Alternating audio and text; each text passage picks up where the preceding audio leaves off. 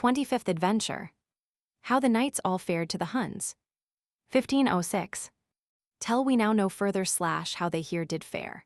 Knights more high in spirit, saw ye journey ne'er in so stately fashion, to the land of air a king, of arms and rich attire, lacked they never anything. 1507.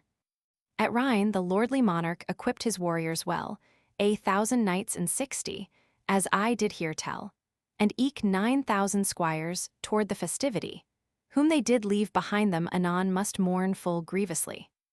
1508. As at Worms across the courtyard equipment, full they bore spake there of Speyer, a bishop old and hoar unto Lady Ute. Our friends have mind to fare unto the festivity, may God their honor have in care. 1509. Then spake unto her children Ute the noble dame. At home ye here should tarry, ye knights full high in fame. Me dreamt but yester even a case of direst need, how that in this country all the feathered fowl were dead. 1510. Who recketh aught of dreamings? Hagen then replied. Distraught is sure his counsel when trouble doth betide, or he would of his honor have a perfect care. I counsel that my master straight to take his leave prepare. 1511. Gladly shall we journey into Etzel's land, there at their master's service, may good knights ready stand, for that we there shall witness Kriemhild's festivity. That Hagen gave such counsel, rue anon full sore did he. 1512. Yet in sooth far other than this had been his word, had not with bitter mocking Gernot his anger stirred. He spake to him of Siegfried, whom Kriemhild loved so, and said, therefore the journey would Hagen willingly forgo. 1513. Then spake of Tronge Hagen, through fear I nothing do, whenever will ye, masters, set straight your hand thereto, with you I'll gladly journey unto Etzel's land. Many a shield and helmet there hewed anon his mighty hand. 1514. The ship stood ready waiting, whereunto ample store of clothing for the journey men full many bore, nor had they time for resting, till shades of even fell. Anon in mood, full joyous bade they friends at home farewell. 1515. Tents full large and many arose upon the green, yonder side Rhine river. But yet the winsome queen caressed the doughty monarch that night, and still did pray that far from Etzel's country, among his kinsmen might he stay. 1516. When sound of flute and trumpet arose at break of day, a signal for their parting, full soon they took their way, each lover to his bosom, did friend more fondly press, King Etzel's wife full many did part anon in dire distress. 1517. The sons of stately Ute, a good knight had they, a brave man and a faithful. When they would thence away apart unto the monarch, did he his mind reveal, and spake, that ye will journey, may I not but sorrow feel. 1518. Hight the same was Rumold, a man of doughty hand, he spake. To whom now leave ye people here in land? Oh, that never any might alter your intent. Small good, methinks, may follow message ere by Kriemhild sent. 1519. The land to the entrusted and eke my child shall be, and tender care of ladies, so hast command from me. Whene'er thou seest weeping, do there thy comfort give. Yea, trust we free from sorrow at hand of Etzel's wife to live. 1520. For knight and royal master, the chargers ready were, as with fond embracing parted many there, who long in joy together a merry life had led. By winsome dame full many therefore must bitter tear be shed. 1521. As did those doughty warriors into the saddle spring, might full many a lady be seen there sorrowing, for told them well their spirit that thus so long to part did bode a dire peril, the which must ever cloud the heart. 1522. As mounted stood the valiant thanes of Burgundy, might ye a mickle stirring in that country see, both men and women weeping on either riverside. Yet pricked they gaily forward, let what might their folk betide. 1523. The Nibelungen warriors in hauberks bright arrayed went with them, 1,000, while at home behind them stayed full many a winsome lady, whom saw they never more. The wounds of doughty Siegfried still grieved the lady Kriemhild sore. 1524. Their journey they directed onward to the main, up through East Frankish country. The men of Gunther's train thither led by Hagen, who well that country knew, marshal to them was Dankwart, a knight of Burgundy full true. 1525. On from East Frankish country to Schwainfeld they went, a train of valiant warriors of high accomplishment, the monarchs and their kinsmen, all knights full worthy fame. Upon the 12th morning, the king unto the Danube came. 1526. The knight of Tronge, Hagen, the very van did lead, ever to the Nibelungen, a surest help in need. First the thane full valiant slash down leapt upon the ground, and straightway then his charger fast unto a tree he bound. 1527. Flooded were the waters, and ne'er a boat was near, whereat began the Nibelungen all in dread to fear they ne'er might cross the river, so mighty was the flood. Dismounted on the shore, full many a stately knight then stood. 1528. Ill may it, spake then Hagen, fare here with thee, lord of Rhine river. Now thyself may see how flooded are the waters, slash and swift the current flows. I ween, before the morrow here many a goodly knight we lose. 1529. How wilt reproach me, Hagen? The lofty monarch spake. I pray thee yet all comfort not from our hearts to take. The ford shalt thou discover whereby we may pass o'er, horse and equipment bringing safely unto yonder shore. 1530. In sooth, not I, quoth Hagen, am yet so weary grown of life, that in these waters wide I long to drown. Ere that, shall warriors sicken in Etzel's far country beneath my own arm stricken. 'Tis my intent full certainly. 1531. Here tarry by the water, slash ye gallant knights, and good, the while I seek the boatmen slash myself along the flood, who will bring us over slash into Gelfrat's land. With that the doughty Hagen took his trusty shield in hand. 1532. He Capapi was armed, as thus he strode away upon his head a helmet that gleamed with brilliant ray, and o'er his warlike harness a sword full broad there hung, that on both its edges did fiercely cut, in battle swung. 1533. He sought to find the boatmen, if any might be near, when sound of falling waters full soon upon his ear. Beside a rippling fountain, where ran the waters cool, a group of wise mermaidens did bathe themselves within the pool. 1534. Where of them soon was Hagen, and stole in secret near, but fast away they hurried when they the sound did hear. That they at all escaped him, filled they were with glee. The knight did take their clothing, yet wrought none other injury. 1535. Then spake the one mermaiden, slash Hadburg that height. Hagen, knight full noble, slash tell will we thee aright, and wilt thou, valiant warrior, our garments but give o'er? What fortune may this journey to Hunland have for thee in store? 1536. They hovered there before him, like birds above the flood, wherefore did think the warrior that tell strange things they could, and all the more believed he what they did feign to say, as to his eager question in ready manner answered they. 1537. Spake one, well may ye journey to Etzel's country. Thereto my troth I give thee in full security that ne'er in any kingdom might high guests receive such honors as their wait you. This may ye in sooth believe. 1538. To hear such speech was Hagen in sooth right glad of heart. He gave to them their garments, slash and straightway would depart. But when in strange attire they once more were dight, told they of the journey into Etzel's land aright. 1539. Spake then the other mermaid, Sieglind that height. I warn thee, son of Aldrian, Hagen valiant knight, 'twas but to gain her clothing my cousin falsely said, for, comest thou to Hunland, sorely shalt thou be betrayed. 1540. Yea, that thou turnest backward is fitter far, I ween, for but your death to compass have all ye warriors keen received now the bidding slash unto Etzel's land. Whose doth thither journey, slash death leadeth surely by the hand. 1541. Thereto gave answer Hagen. False speech hath here no gain. How might it ever happen that we all were slain afar in Etzel's country through hate of any man? To tell the tale more fully unto him she then began. 1542. Spake again the other. The thing must surely be, that of you never any his home again shall see, save only the king's chaplain. Well do we understand that he unscathed returneth slash unto royal Gunther's land. 1543. Then spake the valiant Hagen again in angry way. Unto my royal masters, twere little joy to say that we our lives must forfeit all in Hunland. Now show us, wisest woman, how pass we safe to yonder strand. 1544. She spake, since from thy purpose/journey thou wilt not turn, where upward by the water a cabin stands, there learn within doth dwell a boatman/nor other find thou mayst. No more did Hagen question, but strode away from there in haste.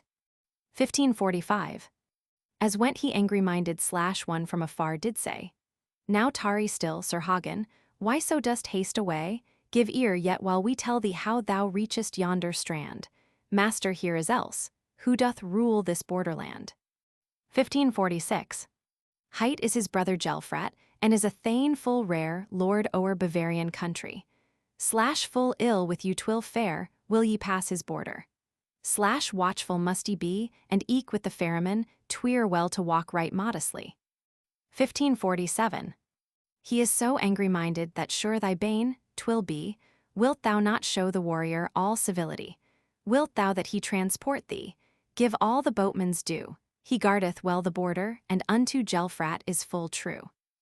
1548.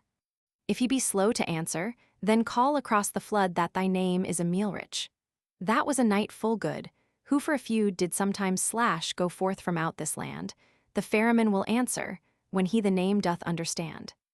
1549. Hagen high of spirit before those women bent, nor aught did say, but silent upon his way he went. Along the shore he wandered, till higher by the tide on yonder side the river, a cabin standing he espied. 1550. He straight began a calling across the flood Amin. Now fetch me over, boatman, cried the doughty thane. A golden armband ruddy I'll give to thee for meed. Know that to make this crossing I in sooth have very need. 1551. Not fitting 'twas high ferryman his service thus should give, and recompense from any seldom might he receive. Eke were they that served him / full haughty men of mood. Still alone stood Hagen on the hither side the flood. 1552. Then cried he with such power the wave gave back the sound, for in strength far-reaching did the knight abound. Fetch me now, for Emilrich / else's man, am I, that for feud outbroken erstwhile from this land did fly. 1553. Full high upon his sword point, an armband did he hold, fair and shining was it / made of ruddy gold, the which he offered to him for fare to Gelfrat's land. The ferryman high-hearted himself did take the oar in hand. 1554. To do with that same boatman was ne'er a pleasant thing. The yearning after lucre / yet evil end doth bring. Here, where thought he Hagen's / gold so red to gain, must he by the doughty / warrior's fierce sword be slain. 1555. With might across the river his oar the boatman plied, but he who there was named might nowhere be espied. His rage was all unbounded when he did Hagen find, and loud his voice resounded, as thus he spake his angry mind. 1556. Thou mayst forsooth be called Emilrich by name, whom I here did look for, / no whit art thou the same. By father and by mother / brother he was to me, since me thou thus hast cozened, so yet this side the river be. 1557. Nay, by highest heaven, / Hagen did declare. Here am I a stranger that have good knights in care. Now take in friendly manner here my offered pay, and guide me o'er the ferry. My favor hast thou thus alway. 1558. Whereat replied the boatman, the thing may never be, there are that to my masters do bear hostility, wherefore I never stranger do lead into this land, as now thy life thou prizest, / step straightway out upon the strand. 1559. Deny me not, quoth Hagen, for sad in sooth my mood, take now for remembrance this my gold so good, and carry men 1,000 / and horses to yonder shore. Quoth enraged the boatman, such thing will happen nevermore. 1560. Aloft he raised an oar that mickle was and strong, and dealt such blow on Hagen, but rude he that ere long, that in the boat did stumble that warrior to his knee. In sooth, so savage boatman ne'er did the knight of Trange see. 1561. With thought the stranger's anger the more to rouse anew, he swung a mighty boat pole, that it in pieces flew upon the crown of Hagen. He was a man of might. Thereby did else's boatman come anon to sorry plight. 1562. Full sore enraged was Hagen. As quick his hand he laid upon his sword where hanging, he found the trusty blade. His head he struck from off him, and flung into the tide. Known was soon the story to the knights of Burgundy beside. 1563. While the time was passing that he the boatman slew, the waters bore him downward, whereat he anxious grew. Ere he the boat had righted, began his strength to wane, so mightily was pulling / royal Gunther's doughty thane. 1564. Soon he yet had turned it, / so rapid was his stroke, until the mighty oar / beneath his vigor broke. As strove he his companions upon the bank to gain, no second oar he found him. Yet soon the same made fast again. 1565. With quickly snatched shield strap, a fine and narrow band, downward where stood a forest, he sought again the land, and there his master found he / standing upon the shore. In haste came forth to meet him many a stately warrior more. 1566. The gallant knight they greeted with right hearty mood. When in the boat perceived they / reeking, still the blood that from the wound had issued, where Hagen's sword did swing, scarce could his companions bring to an end their questioning. 1567. When that royal Gunther the streaming blood did see within the boat there running, / straightway then spake he. Where is now the ferryman? Tell me, Hagen, pray. By thy mighty prowess his life, I ween, is ta'en away. 1568. Thereto replied he falsely. When the boat I found where slopeth a wild meadow, I the same unbound. Hereabout no ferryman I today have seen, nor ever cause of sorrow unto any have I been. 1569. The good knight then of Burgundy, the gallant Gernot, spake. Dear friends full many, fear I, the flood this day will take, since we of the boatmen none ready here may find to guide us o'er the current. / tease mickle sorrow to my mind. 1570. Full loudly cried then Hagen, lay down upon the grass, ye squires, the horse equipments. I ween a time there was, myself was best of boatmen that dwelt the Rhine beside. To Gelfrat's country trow I to bring you safely o'er the tide. 1571. That they might come the sooner across the running flood, drove they in the horses. Their swimming, it was good for of them never any / beneath the waves did sink, though many farther downward must struggle sore to gain the brink. 1572. Their treasure and apparel unto the boat they bore, since by no means the journey thought they to give o'er.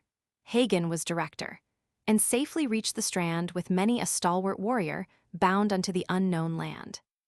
1573. Gallant knights 1,000 / first he ferried o'er, whereafter came his own men. Of others still were more, for squires full 9,000 he led unto that land. That day no whit was idle that valiant knight of Tronj's hand. 1574. When he them all in safety o'er the flood had brought, of that strange story the valiant warrior thought, which erstwhile had told him those women of the sea. Lost, thereby the chaplain's / life well nigh was doomed to be. 1575. Beside his priestly baggage, he saw the chaplain stand, upon the holy vestments resting with his hand. No whit was that his safety. When Hagen him did see, must the priest full wretched / suffer sorest injury. 1576. From out the boat he flung him ere might the thing be told, whereat they cried together. Hold, O master, hold. Soon had the youthful Giselher to rage thereat begun, and mickle was his sorrow that Hagen yet the thing had done. 1577. Then outspake Sir Gernot, knight of Burgundy. What boots it thee, Sir Hagen, that thus the chaplain die? Dared any else to do it, thy wrath 'twould sorely stir, wherein the priest's offending / thus thy malice to incur. 1578. To swim the chaplain struggled. He thought him yet to free if any but would help him. Yet such might never be, for that the doughty Hagen full wrathful was of mood, he sunk him to the bottom, / whereat aghast each warrior stood. 1579. When that no help forthcoming the wretched priest might see, he sought the hither shore, and fared full grievously. Though failed his strength in swimming, yet helped him God's own hand, that he came securely back again unto the land. 1580. Safe yonder stood the chaplain, and shook his dripping dress. Thereby perceived Hagen how true was none the less the story that did tell him the strange women of the sea, thought he. Of these good warriors, soon the days must ended be. 1581. When that the boat was emptied, slash and complete their store all the monarch's followers had borne upon the shore, Hagen smote it to pieces, and cast it on the flood, whereat in mickle wonder the valiant knights around him stood. 1582. Wherefore dost this, brother? Then Sir Dankwart spake. How shall we cross the river, when again we make our journey back from Hunland, riding to the Rhine? Behold how Hagen bade him all such purpose to resign. 1583. Quoth the knight of Trange, this thing is done by me, that if e'er coward rideth in all our company, who for lack of courage from us away would fly, he beneath these billows yet a shameful death must die. 1584. One there journeyed with them from the land of Burgundy. That was a knight of valor, slash Volker by name was he. He spake in cunning manner whate'er might fill his mind, and aught was done by Hagen did the fiddler fitting find. 1585. Ready stood their chargers, the carriers laden well, at passage of the river was there naught to tell of scathe to any happened, save but the king's chaplain. Afoot must he now journey back unto the Rhine again. 26th adventure. How Gelfrat was slain by Dankwart. 1586. When now they all were gathered upon the farther strand, to wonder gan the monarch. Who shall through this land on routes aright direct us, that not astray we fare? Then spake the doughty Volker, thereof will I alone have care.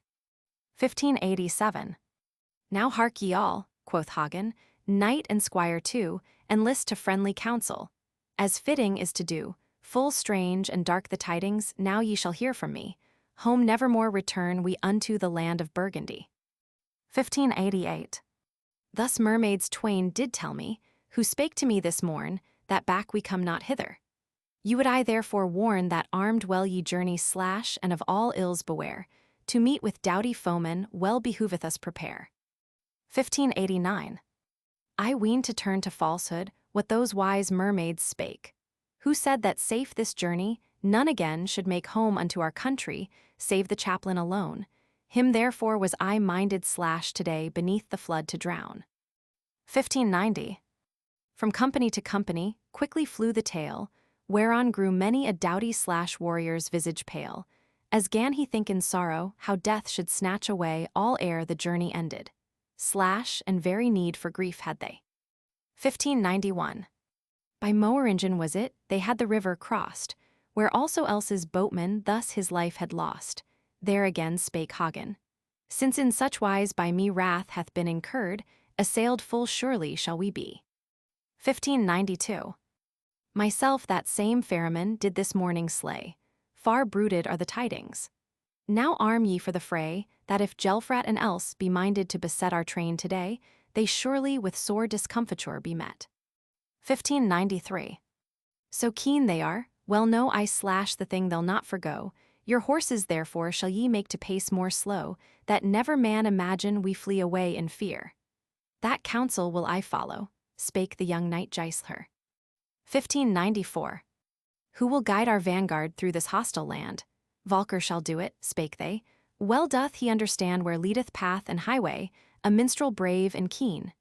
Ere full the wish was spoken, in armor well equipped was seen. 1595. Standing the doughty fiddler. His helmet fast he bound, and from his stately armor slash shot dazzling light around. Eke to a staff he fastened a banner, red of hue, anon with royal masters came he to source sorrow too. 1596. Unto Gelfrat meanwhile had sure tidings flown, how that was dead his boatman. The story eke was known unto the doughty else, and both did mourn his fate.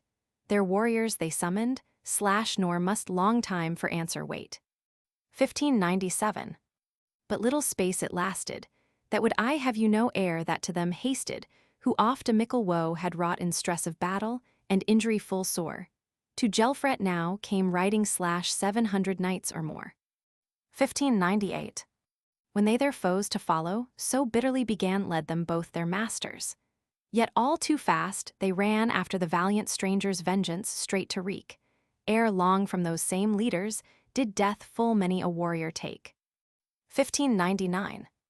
Hagen then of Trange, the thing had ordered there, how of his friends might ever slash knight have better care. that he did keep the rear guard with warriors many a one, and Dankwart eke his brother. Full wisely the thing was done. 1600. When now the day was over, and light, they had no more injury to his followers gan he to dread full sore. They shield in hand, rode onward through Bavarian land, and ere they long had waited beset they were by hostile band. 1601. On either side the highway, and close upon their rear of hoofs was heard the clatter. Too keen the chasers were, then spake the valiant Dankwart. The foe is close at hand, now bind we on the helmet, wisdom doth the same command. 1602. Upon the way they halted, nor else they safe had been, through the gloom perceived they of gleaming shields the sheen. Thereupon would Hagen longer not delay, who rideth on the highway. That must Gelfrat tell straightway. 1603.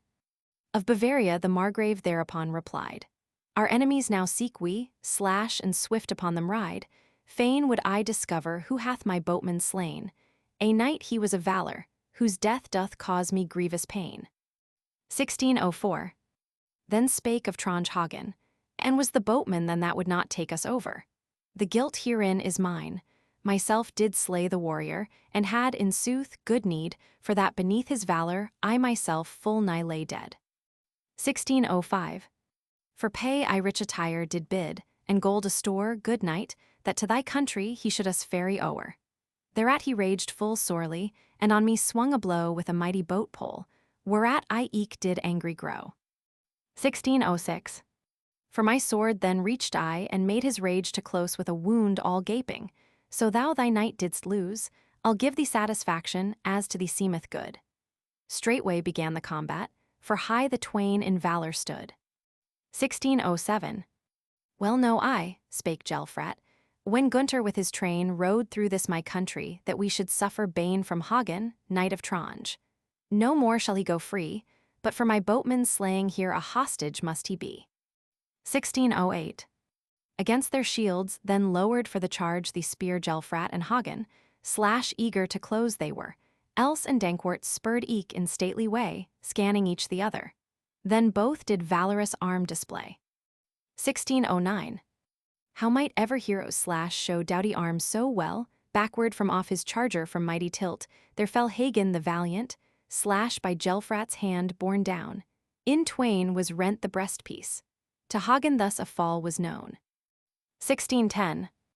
Where met in charge their followers, did crash of shafts resound. Risen eke was Hagen, who erst unto the ground was borne by mighty lance thrust, prone upon the grass. I ween that unto Gelfrat nowise of gentle mood he was. 1611. Who held their horses' bridles can I not recount, but soon from out their saddles did they all dismount. Hagen and Gelfrat straightway did fierce engage, and all their men around them did eke a furious combat wage. 1612. Though with fierce onslaught Hagen upon Gelfrat sprung, on his shield the noble Margrave a sword so deftly swung that a piece from off the border, mid-flying sparks it clave. Well nigh beneath its fury fell dead King Gunther's warrior brave. 1613. Unto Dankwart loudly thereat he gan to cry, Help, ho, my good brother!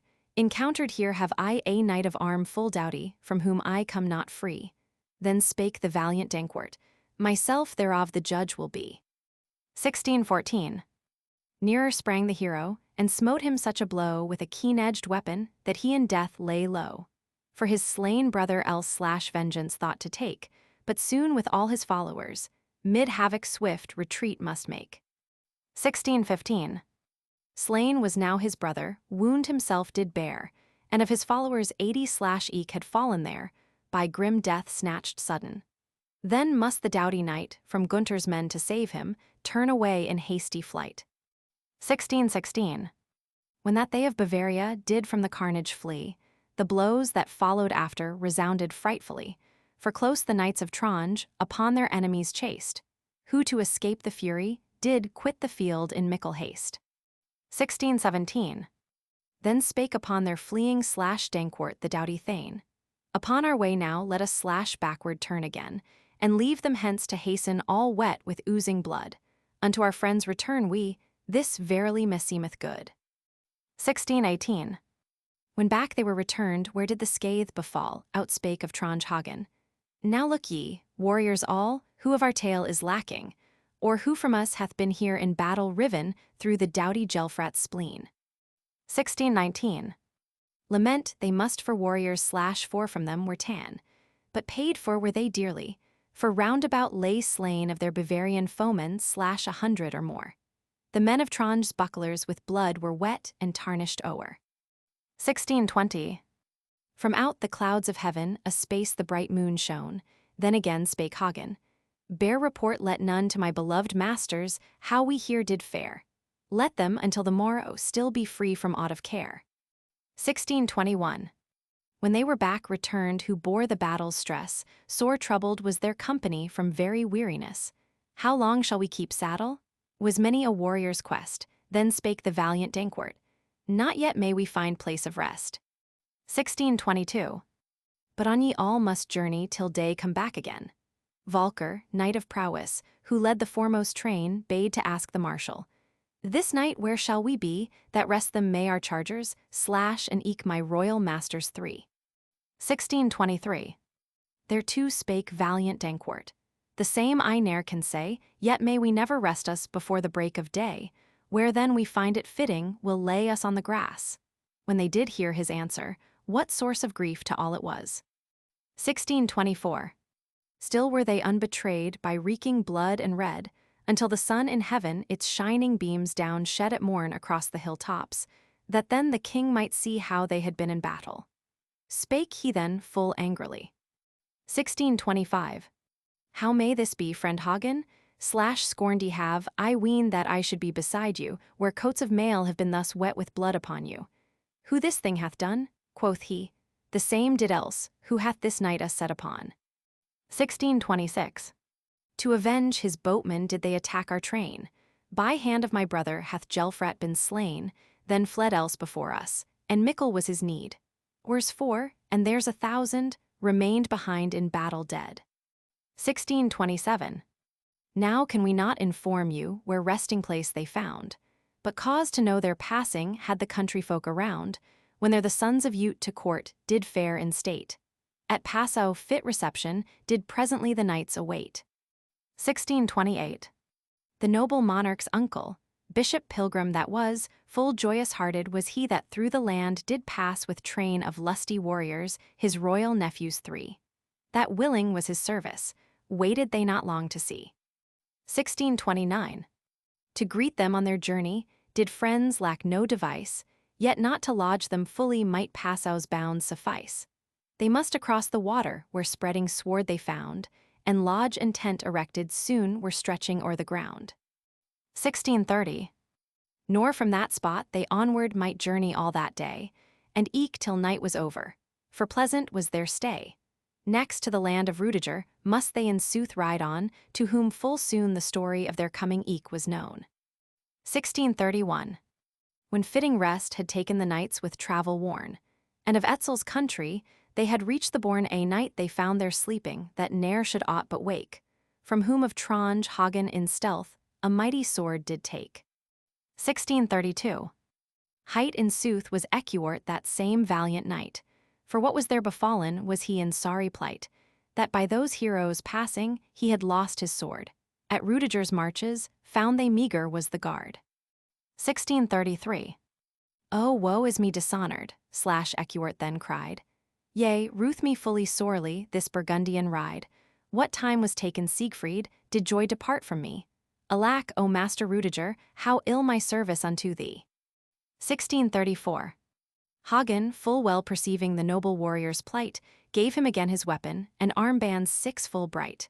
These take, good knight, in token that thou art still my friend. A valiant warrior art thou, though dost thou lone this border tend. 1635. May God thy gifts repay thee, Ecuart replied. Yet ruth me full sorely that to the Huns ye ride. Erstwhile slew ye Siegfried, and vengeance have to fear.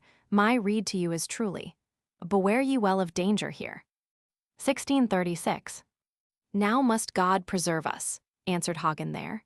In sooth for nothing further have these thanes a care than for place of shelter, the kings and all their band, and where this night a refuge we may find within this land. 1637. Done to death our horses with the long journey are, and food as well exhausted, Hagen did declare. Nor find we aught for purchase. A host we need instead, who would in kindness give us, ere this evening, of his bread. 1638. Thereto gave answer Ecuart. I'll show you such a one, that so warm a welcome find ye never none in country whatsoever as here your lot may be, and if ye, thanes full gallant, the noble Rudiger will see. 1639. He dwelleth by the highway, and his most bounteous host that house heir had for master. His heart may graces boast, as in the lovely Maytime, the florets deck the mead. To do good thanes, a service is for his heart most joyous deed. 1640. Then spake the royal Gunther. Wilt thou my messenger be, if will my dear friend Rudiger, as favour done to me his hospitable shelter, with all my warriors share, therefore full to requite thee shall ere hereafter be my care. 1641. Thy messenger am I gladly, Ecuart replied, and in right willing manner straightway did ride, the message thus received to Rudiger to bear, nor did so joyous tidings for many a season greet his ear. 1642. Hasting to Bechelaren was seen a noble thane, the same perceived Rudiger, and spake, O'er yonder plain hither hastens Ecuart, who Kriemhild's might doth own. He weened that by some foeman to him had injury been done. 1643. Then passed he forth the gateway where the messenger did stand. His sword he loosed from girdle, and laid from out his hand. The message that he carried might he not long withhold from the master and his kinsmen, full soon the same to them was told. 1644. He spake unto the Margrave, I come at high command of the lordly Gunther of Burgundian land, and Giselher and Gernot, his royal brothers twain. In service true commends him unto the each lofty thane. 1645. The like hath Hagen bidden and Volker as well with homage ofttimes proffered. And more have I to tell, the which King Gunther's marshal to thee doth send by me, how that the valiant warriors do crave thy hospitality. 1646. With smiling visage Rudiger made thereto reply. Now joyeth me the story that the monarchs high do deign to seek my service, that ne'er refused shall be, come they unto my castle, tease joy and gladness unto me. 1647. Dankwart the marshal hath bidden let thee know who seek with them thy shelter, as through thy land they go, 60 of valiant leaders and 1,000 knights right good, with squires eke 9,000. Thereat was he full glad of mood. 1648. To me 'tis mickle honor, Rudiger then spake, that through my castle's portals such guests will entry make, for ne'er hath been occasion my service yet to lend. Now ride ye, men and kinsmen, and on these lofty knights attend. 1649. Then to horse did hasten knight and willing squire, for glad they were at all times to do their lord's desire, and keen that thus their service should not be rendered late. Unwitting Lady Gotland still within her chamber sate. 27th Adventure. How they came to Bechelaren. 1650. Then went forth the Margrave where two ladies sate, his wife beside his daughter, nor longer did he wait to tell the joyful tidings that unto him were brought, how Kriemhild's royal brothers his hospitality had sought. 1651. Dearly loved lady, spake then Rudiger, full kind be thy reception to lordly monarchs here, that now with train of warriors to court do pass this way. Fair be eke thy greeting to Hagen, Gunther's man, this day. 1652. One likewise with them cometh, Dankwart by name, Volker hight the other, a knight of gallant fame. Thyself and eke thy daughter with kiss these 6 shall greet, full courteous be your manner as ye the doughty thanes shall meet. 1653. Gave straight their word the ladies, and willing were there too. From out great chests they gorgeous attire in plenty drew, which they to meet the lofty strangers thought to wear. Mickle was the hurry there of many a lady fair. 1654. On ne'er a cheek might any but nature's hue be seen. Upon their head they carried band of golden sheen, that was a beauteous chaplet, that so their glossy hair by wind might not be ruffled. That is truth as I declare. 1655. At such employment busy leave we those ladies now. Here with mickle hurry, across the plain did see friends of noble Rudiger the royal guests to meet, and them with warmest welcome unto the Margrave's land did greet. 1656. When coming forth the Margraves saw their forms appear, how spake with heart full joyous the valiant Rudiger. Welcome be ye, sires, Slash, and all your gallant band. Right glad am I to see you Slash hither come unto my land. 1657. Then bent the knights before him each full courteously, that he good will did bear them might they full quickly see. Hagen had special greeting, who long to him was known, to Volker eke of Burgundy was like highest honor shown. 1658. Thus Dankwart eke he greeted, when spake the doughty Thane, while we thus well are harbored, who then for all the train of those that follow with us shall meet provision make? Yourselves this night right easy Slash shall rest, the noble Margrave spake. 1659. And all that follow with you, with equipment whatsoe'er ye bring into my country of steed or warlike gear, so sure shall it be guarded that of all the sum, and to one spur's value, to you shall never damage come. 1660. Now stretch aloft, my squires, the tents upon the plain. What here ye have of losses will I make good again. Unbridle now the horses, and let them wander free. Upon their way they seldom did meet like hospitality. 1661. Thereat rejoiced the strangers. When thus it ordered was, rode the high knights forward. All round upon the grass lay the squire's attendant, and found a gentle rest. I ween, upon their journey was here provision costliest. 1662. Out before the castle, the noble Margravine had passed with her fair daughter. In her train were seen a band of lovely women and many a winsome maid, whose arms with bracelets glittered, Slash, and all in stately robes arrayed. 1663. The costly jewels sparkled with far-piercing ray from out their richest vestments. Slash and buxom all were they. Now came the strangers thither and sprang upon the ground. How high in noble courtesy the men of Burgundy were found. 1664. 36 maidens, and many a fair lady, nor might ye ever any Slash more winsome wish to see went then forth to meet them with many a knight full keen. At hands of noble ladies Slash fairest greeting then was seen. 1665.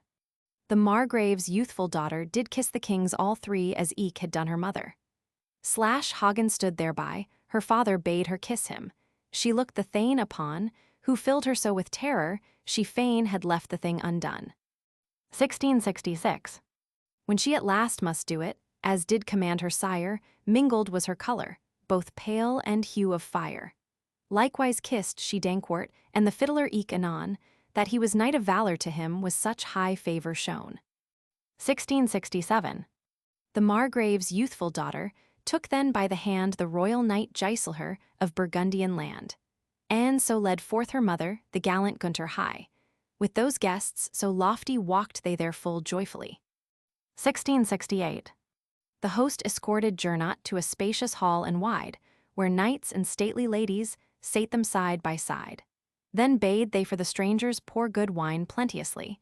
In sooth might never heroes find fuller hospitality. 1669.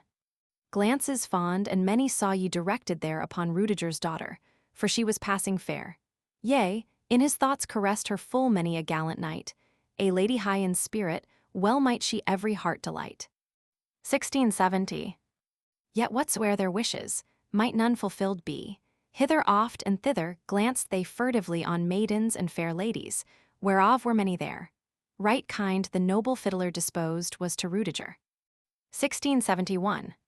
They parted each from other as ancient custom was, and knights and lofty ladies did separating pass when tables were made ready within the spacious hall.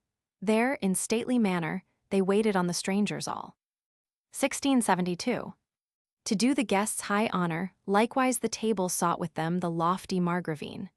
Her daughter led she not, but left among the maidens, where fitting was she sat, that they might not behold her, grieved were the guests in sooth thereat.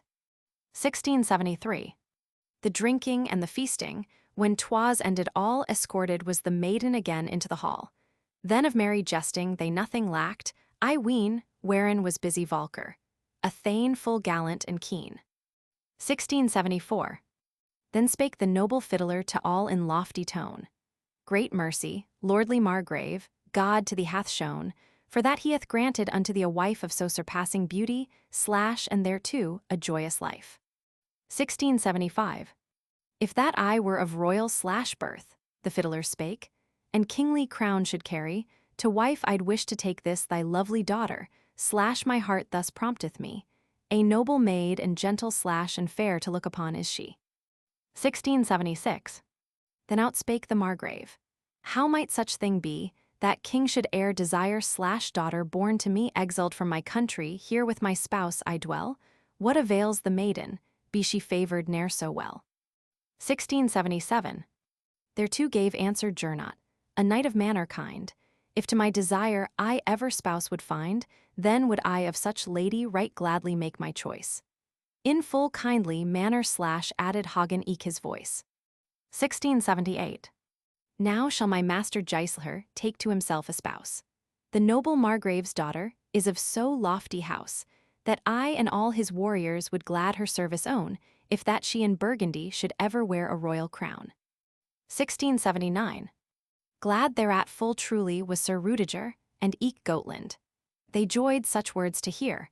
Anon arranged the heroes that her as bride did greet the noble knight Giselher, as was for any monarch meet. 1680. What thing is doomed to happen, who may the same prevent? To come to the assembly they for the maiden sent, and to the knight they plighted the winsome maid for wife, pledge eke by him was given, his love should yet endure with life. 1681. They to the maid allotted castles and spreading land, whereof did give assurance the noble monarch's hand, and eke the royal Gernot. 'Twould surely so be done. Then spake to them the Margrave, lordly castles have I none. 1682. Yet true shall be my friendship, the while that I may live. Unto my daughter shall I of gold and silver give what 100 sumpter horses full laden bear away, that her husband's lofty kinsmen find honor in the fair array. 1683. They bade the knight and maiden within a ring to stand, as was of old the custom. Of youths a goodly band, that all were merry-hearted, did her there confront, and thought they on her beauty, as mind of youth is ever wont. 1684. When they began to question, then the winsome maid, would she the knight for husband? Somewhat she was dismayed, and yet forgo she would not to have him for her own. She blushed to hear the question, as many another maid hath done. 1685. Her father Rudiger prompted that yes her answer be, and that she take him gladly. Unto her instantly sprang the young Sir Giselher, and in his arms so white he clasped her to his bosom. Soon doomed to end was her delight. 1686. Then spake again the Margrave. Ye royal knights and high, when that home ye journey again to Burgundy I'll give to you my daughter, as fitting is to do, that ye may take her with you. They gave their plighted word thereto. 1687. What jubilation made they yet at last must end. The maiden then was bidden unto her chamber wend, and guests to seek their couches and rest until the day. For them, the host provided a feast in hospitable way. 1688. When they had feasted fully, and to the Huns' country thence would onward journey, such thing shall never be, spake the host full noble, but here ye still shall rest. Seldom hath my good fortune welcomed yet so many a guest. 1689. Thereto gave answer Dankwart. In sooth it may not be, bread and wine whence hast thou, and food sufficiently, overnight to harbor of guests so great a train? When the host had heard it, spake he, all thy words are vain. 1690. Refuse not my petition, ye noble lords and high. A fortnight's full provision might I in sooth supply, for you and every warrior that journeys in your train, till now hath royal Etzel small portion of my substance ta'en.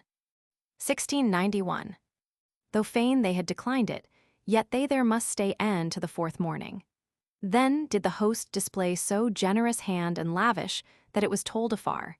He gave unto the strangers horses and apparel rare. 1692.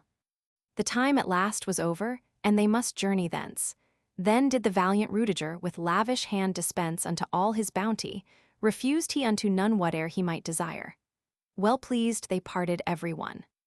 1693. His courteous retainers to castle gateway brought saddled many horses, and soon the place was sought eke by the gallant strangers, each bearing shield in hand, for that they thence would journey onward into Etzel's land. 1694. The host had freely offered rich presents unto all, ere that the noble strangers passed out before the hall. High in honor lived he, a knight of bounty rare. His fair daughter had he given unto Giselher. 1695. Eke gave he unto Gunther, a knight of high renown, what well might wear with honor the monarch as his own, though seldom gift received he a coat of harness rare. Thereat inclined King Gunther before the noble Rudiger. 1696. Then gave he unto Gernot a good and trusty blade, wherewith anon in combat was direst havoc made. That thus the gift was taken rejoiced the Margrave's wife, thereby the noble Rudiger was doomed anon to lose his life. 1697. Gotland proffered Hagen, as 'twas a fitting thing, her gifts in kindly manner. Since scorned them not the king eke he without her bounty, to the high festivity should thence not onward journey. Yet loath to take the same was he. 1698.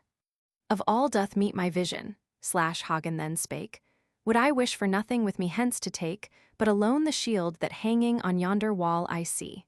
The same I'd gladly carry into Etzel's land with me. 1699. When the stately Margravine Hagen's words did hear, brought they to mind her sorrow, nor might she stop a tear. She thought again full sadly how her son Nudung fell, slain by hand of Wittich, and did her breast with anguish swell. 1700. She spake unto the hero, the shield to thee I'll give, O would to God in heaven that he still did live, whose hand erstwhile did wield it. In battle fell he low, and I, a wretched mother, must weep with never-ending woe. 1701. Thereat the noble lady up from the settle rose, and soon her arms all snow-white did the shield enclose. She bore it unto Hagen, who made obeisance low, the gift she might with honor upon so valiant thane bestow. 1702. O'er it, to keep its color, a shining cover lay with precious stones all studded, nor ever shone the day upon a shield more costly. If e'er a longing eye did covet to possess it, scarce 1,000 marks the same might buy. 1703. The shield in charge gave Hagen thence away to bear. Before his host, then Dankwart himself presented there, on whom the Margrave's daughter did costly dress bestow. Wherein anon in Hunland, arrayed full stately, he did go. 1704. Whate'er of gifts by any was accepted there, them had his hand ne'er taken. But that intent, all were to do their host an honor, who gave with hand so free. By his guests in combat soon doomed, was he slain to be. 1705. Volker the valiant, to Gotland came and stood in courteous manner, with fiddle, for the dame. Sweet melodies he played her, and sang his songs thereby, for thought he from Bechelaren to take departure presently. 1706. The Margravine bade to her a casket forth to bear, and now of presents given full freely may ye hear. Therefrom she took 12 armbands and drew them o'er his hand. These shall thou with thee carry, as ridest thou to Etzel's land. 1707. And for my sake shalt wear them when at court thou dost appear, that when thou hither comest, I may the story hear how thou hast done me honor at the high festival. What did wish the lady, faithfully performed he all. 1708. Thus to his guests the host spake, that ye more safely fare, myself will give you escort, and bid them well beware that upon the highway no ill on you be wrought. Thereat his sumpter horses straightway laden forth were brought. 1709. The host was well prepared, with 500 men with horse and rich attire. These led he with him then in right joyous humor to the high festival. Alive to Bechelaren again came never one of all. 1710.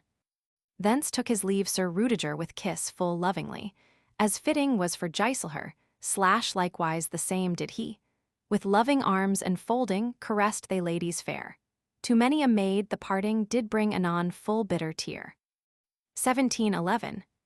On all sides then the windows were open wide flung, as with his train of warriors, the host to saddle sprung.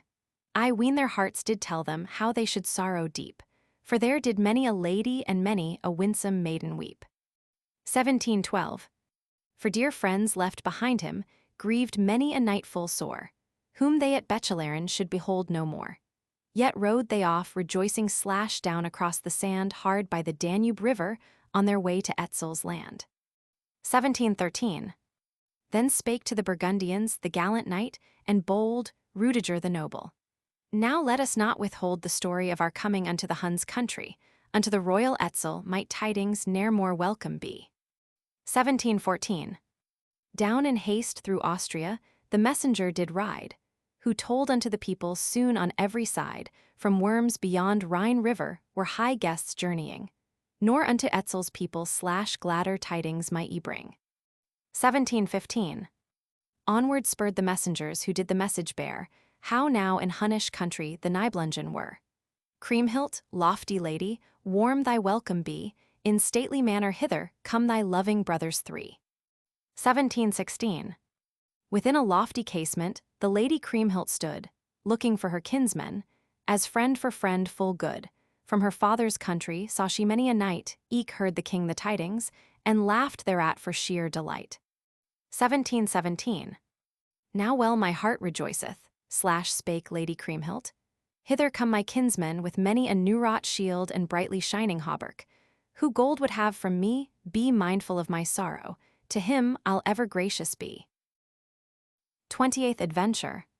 How the Burgundians came to Etzel's castle. 1718. When that the men of Burgundy were come into the land, he of Bern did hear it, the aged Hildebrand. He told it to his master, who sore thereat did grieve, the knight so keen and gallant bade he in fitting way receive. 1719. Wolfhart the valiant bade lead the heroes forth. In company with Dietrich rode many a thane of worth, as out to receive them across the plain he went, where might ye see erected already many a stately tent. 1720.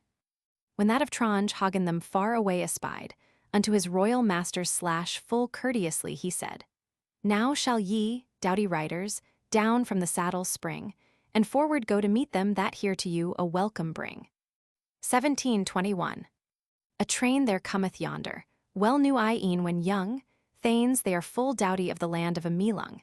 He of Bern doth lead them, and high of heart they are, to scorn their proffered greeting shall ye in sooth full well beware. 1722. Dismounted then with Dietrich, as was meet and right, attended by his squire many a gallant knight, they went unto the strangers and greeted courteously the knights that far had ridden from the land of Burgundy. 1723. When then Sir Dietrich saw them coming near, what words the thane delivered, Now may ye willing hear, unto Ute's children.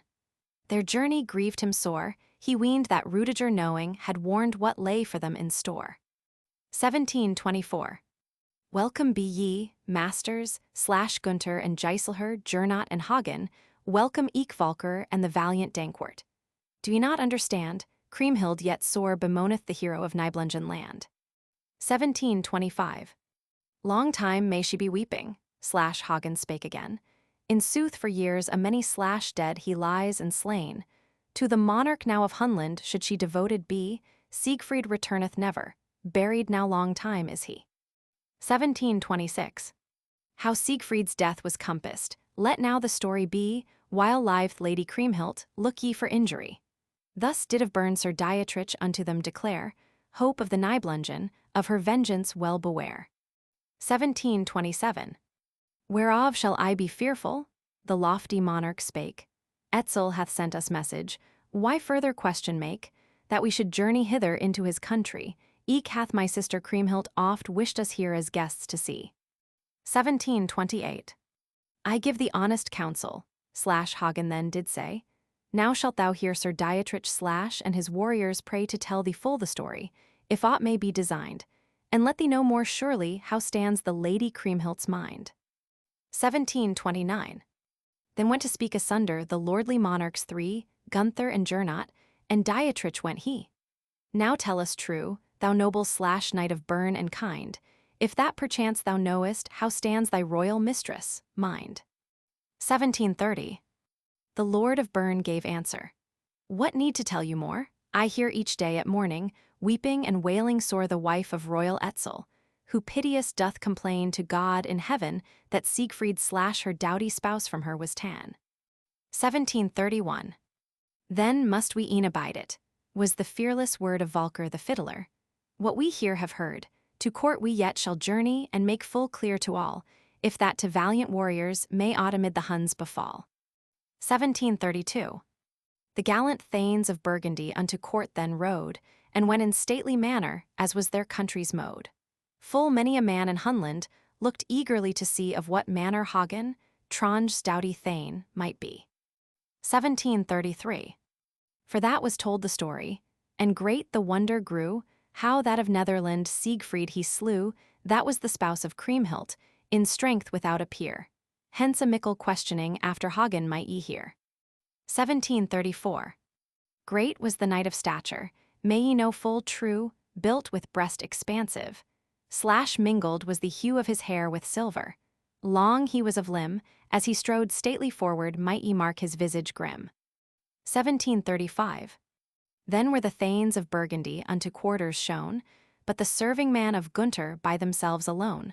Thus the queen did counsel, so filled she was with hate. Anon where they were harbored, the train did meet with direst fate. 1736. Dankwart, Hagen's brother, marshal was he. To him the king his followers commended urgently, that he provide them plenty, and have of them good care. The noble knight of Burgundy their safety well in mind did bear. 1737. By her train attended, / Queen Kriemhild went to greet the Nibelungen, yet false was her intent.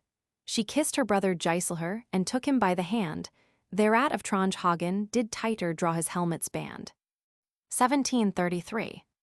After such like greeting, the doughty Hagen spake, let all watchful warriors / full precaution take.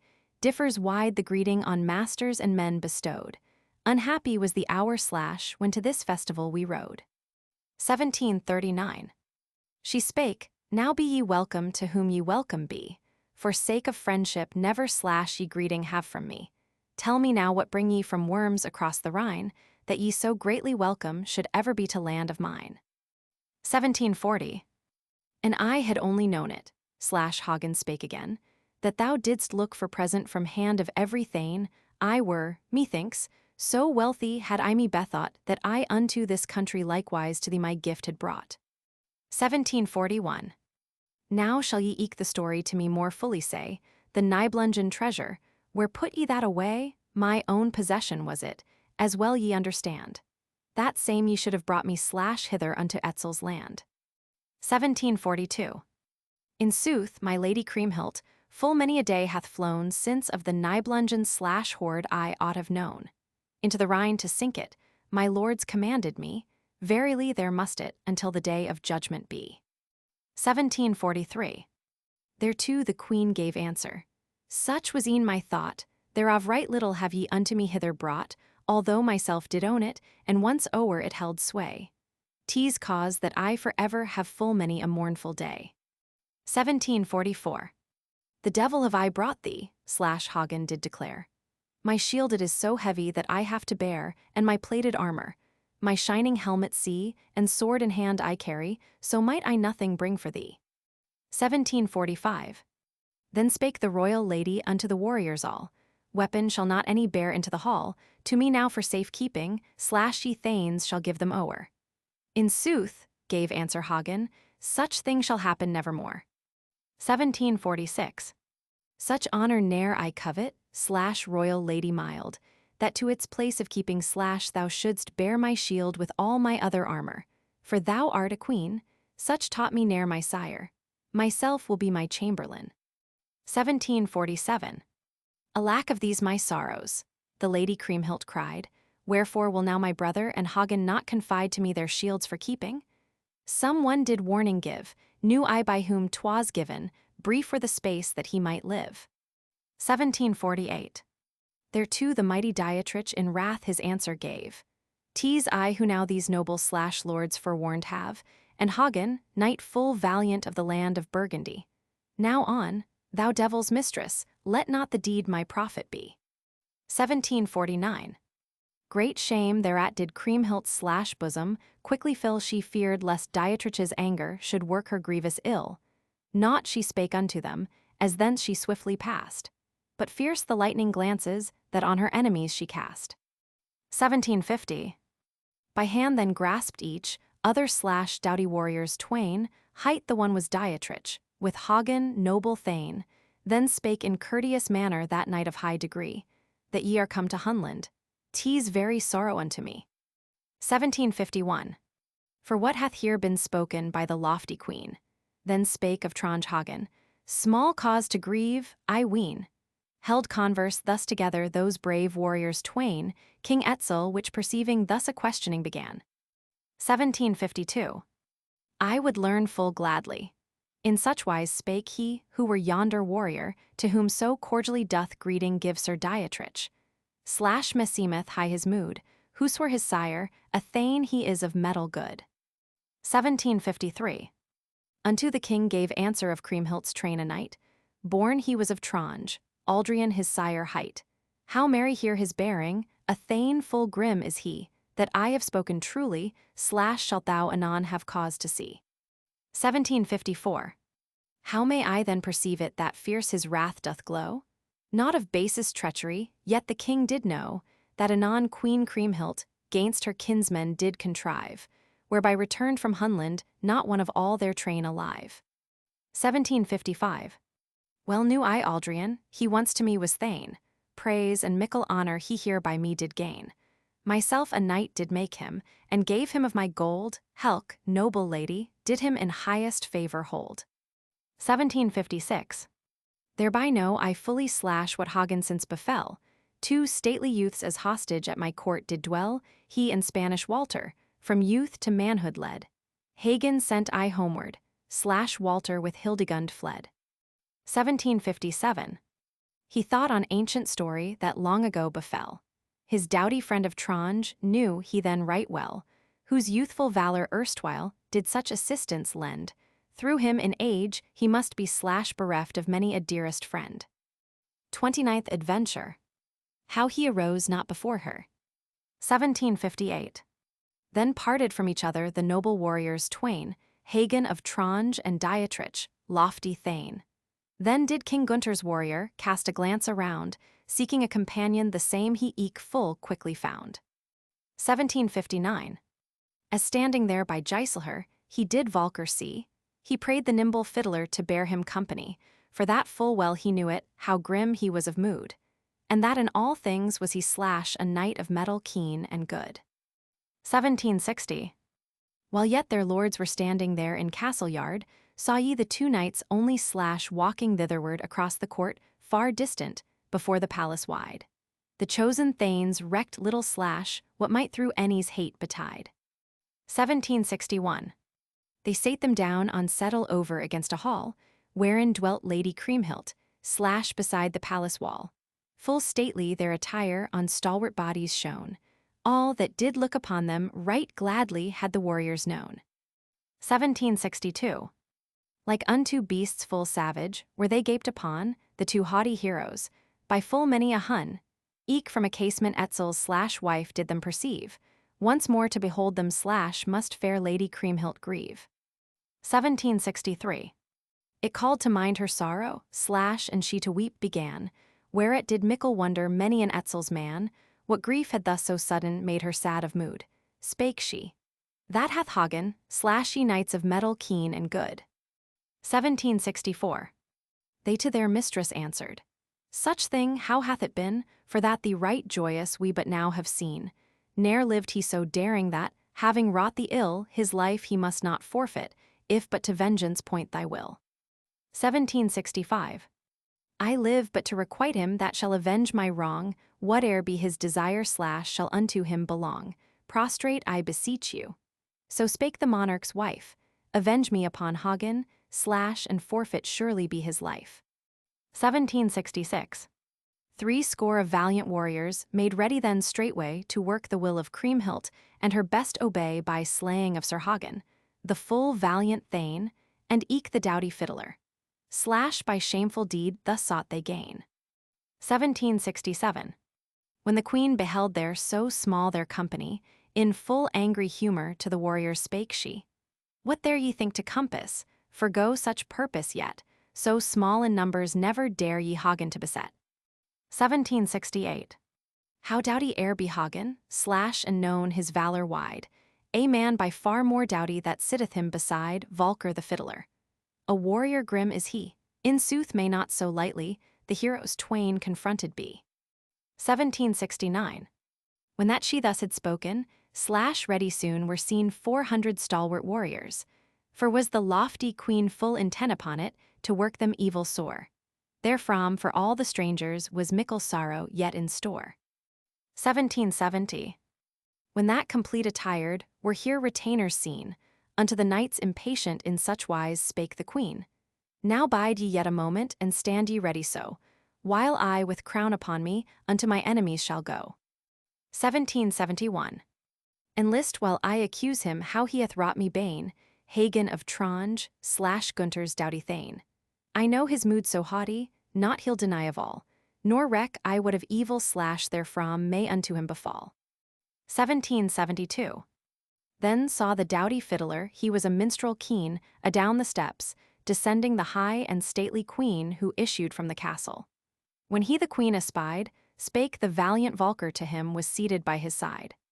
1773. Look yonder now, friend Hagen, how that she hither hies who to this land hath called us in such treacherous wise. No monarch's wife I ever slash saw followed by such band of warriors armed for battle, that carry each a sword in hand. 1774. Know'st thou, perchance, friend Hagen, if hate to thee they bear, then would I well advise thee of them full well beware and guard both life and honor. That methinks were good, for if I much mistake not, slash full wrathful is the warrior's mood. 1775. Of many eke among them slash so broad the breasts do swell, that who would guard him, gainst them betimes would do it well. I ween that, neath their tunics they shining mailcoats wear, yet might I never tell thee, slash, gainst whom such evil mind they bear. 1776. Then spake all wrathful-minded slash Hagen the warrior keen. On me to vent their fury is their sole thought, I ween, that thus with brandished weapons their onward press we see, despite them all yet trow I to come safe home to Burgundy. 1777. Now tell me, friend Volker, wilt thou beside me stand, if seek to work me evil here Kriemhild's band, that let me hear right truly, as I am dear to thee, by thy side forever shall my service faithful be. 1778. Full surely will I help thee, the minstrel straight replied, and saw I e'en a monarch with all his men beside hither come against us, the while a sword I wield not fear shall ever prompt me from thy side one pace to yield. 1779. Now God in heaven, O Volker, give thy high heart its meed. Will they forsooth assail me, whereof else have I need? Wilt thou thus stand beside me as here is thy intent? Let come all armed these warriors, on whatsoever purpose bent. 1780. Now rise we from this settle, the minstrel spake once more, while that the royal lady slash passeth here before, to her be done this honor as unto lady high, ourselves in equal manner shall we honor eke thereby. 1781. Nay, nay, as me thou lovest, slash Hagen spake again, for so would sure imagine here each hostile thane that 'twere from fear I did it, should I bear me so. For sake of never any will I from this settle go. 1782. Undone we both might leave it in sooth more fittingly, wherefore should I honor who bears ill will to me? Such thing will I do never, the while I yet have life, nor reck I aught how hateth slash me the royal Etzel's wife. 1783. Thereat defiant Hagen across his knee did lay a sword that shone full brightly, from whose knob did play the light of glancing jasper slash greener than blade of grass. Well perceived Kriemhild that it erstwhile Siegfried's was. 1784. When she the sword espied, to weep was sore her need. The hilt was shining golden, the sheath a band of red, as it recalled her sorrow, slash her tears had soon begun, I ween for that same purpose, 'twas thus by dauntless Hagen done. 1785. Eke the valiant Volker a fiddlebow full strong unto himself drew nearer. Mickle it was, and long, like unto a broadsword slash full sharp that was and wide. So sat they all undaunted, the stately warriors side by side. 1786. There sat the thanes together in such defiant wise that would never either from the settle rise through fear of whomsoever. Then strode before their feet the lofty queen, and wrathful did thus the doughty warriors greet. 1787. Quoth she, Now tell me, Hagen, upon whose command bearest thou thus to journey slash hither to this land, and knowest well what sorrow through thee my heart must bear. Wert thou not reft of reason, then hadst thou kept thee far from here. 1788. By none have I been summoned, slash Hagen gave reply. 3 lofty thanes invited were to this country, the same I own as masters slash and service with them find. Whene'er they make court journey, 'twere strange should I remain behind. 1789. Quoth she, Now tell me further, slash wherefore didst thou that whereby thou hast deserved my everlasting hate? 'Twas thou that slewest Siegfried slash spouse so dear to me, the which, till life hath ended, must ever cause for weeping be. 1790. Spake he, Why parley further, since further word were vain, and I am that same Hagen by whom was Siegfried slain, that deft knight of valor. How sore by him, 'twas paid that the lady Kriemhild dared the fair Brunhild upbraid. 1791. Beyond all cavil is it, slash high and royal dame, of all the grievous havoc I do bear the blame. Avenge it now who wisheth, woman or man thought be, and I unto thee lie not, I've wrought thee sorest injury. 1792. She spake, Now hear, ye warriors, how denies he not at all the cause of all my sorrow? Whate'er may him befall reck I not soever, that know ye, Etzel's men. The overweening warriors slash blank gazed upon each other then. 1793. Had any dared the onset, seen it were full plain the palm must be awarded to the companions twain, who had in storm of battle full oft their prowess shown. What that proud band designed through fear must now be left undone. 1794. Outspake one of their number. Wherefore look thus to me? What now I thought to venture slash left undone shall be, nor for reward of any slash think I my life to lose, to our destruction lures us here the royal Etzel's spouse. 1795. Then spake thereby another. Like mind therein have I, though ruddy gold were offered like towers piled high, yet would I never venture to stir this fiddler's spleen. Such are the rapid glances that darting from his eyes I've seen. 1796. Likewise know I Hagen from youthful days full well, nor more about his valor to me need any tell. In 22 battles I the knight have seen, whereby source sorrow to many a lady's heart hath been. 1797. When here they were with Etzel, he and the knight of Spain bore storm of many a battle in many a warlike train for sake of royal honor, so oft thereof was need. Wherefore of right our honors slash high the valiant Hagen's meed. 1798. Then was yet the hero but a child in years. Now how hoary-headed who were his youthful furs, to wisdom now attained, slash a warrior grim and strong, eke bears he with him Baumung, the which he gained by mickle wrong. 1799. Therewith the matter ended, and none the fight dared start, whereat the lady Kriemhild slash full heavy was of heart. Her warriors thence did vanish, for feared they death indeed at hands of the fiddler, whereof right surely was their need. 1800. Outspake then the fiddler. Well we now have seen that enemies here do greet us, as we forewarned have been. Back unto the monarchs let us straight repair, that none against our masters to raise a hostile hand may dare. 1801. How oft from impious purpose doth fear hold back the hand, where friend by friend doth only slash firm in friendship stand, until right sense give warning to leave the thing undone. Thus wisdom hath prevented the harm of mortals many a one. 1802. Heed I will thy counsel, slash Hagen gave reply. Then passed they where the monarchs found they presently in high state received within the palace court. Loud the valiant Volker straight began after this sort. 1803. Unto his royal masters, how long will ye stand so that foes may press upon you? To the king ye now shall go, and from his lips hear spoken how is his mind to you. The valiant lords and noble consorted then by 2 and 2. 1804. Of Bern the lofty Dietrich took by the hand Gunther the lordly monarch of Burgundian land. Earnfried escorted Gernot, a knight of valor keen, and Rudiger with Giselher going unto the court was seen. 1805. Howe'er with fear consorted there any thane might be, Volker and Hagen / ne'er parted company, save in storm of battle, when they did reach life's bourne. 'Twas cause that highborn ladies / anon in grievous way must mourn. 1806. Unto the court then passing, with the kings were seen, of their lofty retinue / 1,000 warriors keen, and 80 thanes full valiant that followed in their train, the same from his own country had doughty Hagen with him ta'en. 1807. Howert and eke Eyring / chosen warriors twain saw ye walk together in the royal train. By Dankwart and Wolfhart, a thane of high renown, was high courtly bearing there before the others shone. 1808. When the lord of Rhineland passed into the hall, Etzel mighty monarch waited not at all, but sprang from off his settle when he beheld him nigh. By monarch ne'er was given greeting so right heartily.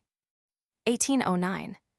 Welcome be, Lord Gunther, / and eke Sir Gernot too, and your brother Giselher. My greetings unto you I sent with honest purpose to Worms across the Rhine, and welcome all your followers shall be unto this land of mine. 1810. Right welcome be ye likewise, / doughty warriors twain, Volker the full valiant, / and Hagen dauntless thane, to me, and to my lady here in my country. Unto the Rhine to greet you many a messenger sent she. 1811. Then spake of Tronge Hagen, thereof I'm well aware, and did I with my masters not thus to Hunland fare, to do the honor had I ridden unto thy land. Then took the lofty monarch the honored strangers by the hand.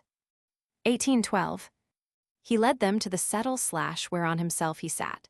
Then poured they for the strangers with care, they tended that in goblets wide, and golden / mead and mulberry wine, and bade right hearty welcome unto the knights afar from Rhine. 1813. Then spake the monarch Etzel, this will I freely say, naught in this world might happen to bring my heart more joy than that ye lofty heroes thus are come to me. The queen from mickle sadness, thereby make ye likewise free. 1814. To me 'twas mickle wonder, wherein had I transgressed, that I for friends had won me so many a noble guest, yet ye had never deigned to come to my country. 'Tis now turned cause of gladness, that you as guests I here may see. 1815. Thereto gave answer Rudiger, a knight of lofty mind. Well mayst thou joy to see them, right honor shalt thou find and naught but noble bearing in my high mistress, kin. With them for guest thou likewise / many a stately thane dost win. 1816. At turn of sun in summer, were the knights arrived at mighty Etzel's palace. / ne'er hath monarch lived that lordly guests did welcome with higher compliment. When come was time of eating, the king with them to table went. 1817. Amid his guests more stately, a host was seated near. They had in fullest measure of drink and goodly fare, whate'er they might desire, they ready found the same. Tales of mickle wonder had spread abroad the hero's fame. 30th adventure. How they kept guard. 1818. And now the day was ended, and nearing was the night. Came then the thought with longing unto each wayworn knight, when that they might rest them, and to their beds be shown. 'Twas mooted first by Hagen and straight, was answer then made known. 1819. To Etzel spake then Gunther, fair days may God thee give, to bed will now betake us, and be it by thy leave, will come betimes at morning, if so thy pleasure be. From his guests the monarch parted then full courteously.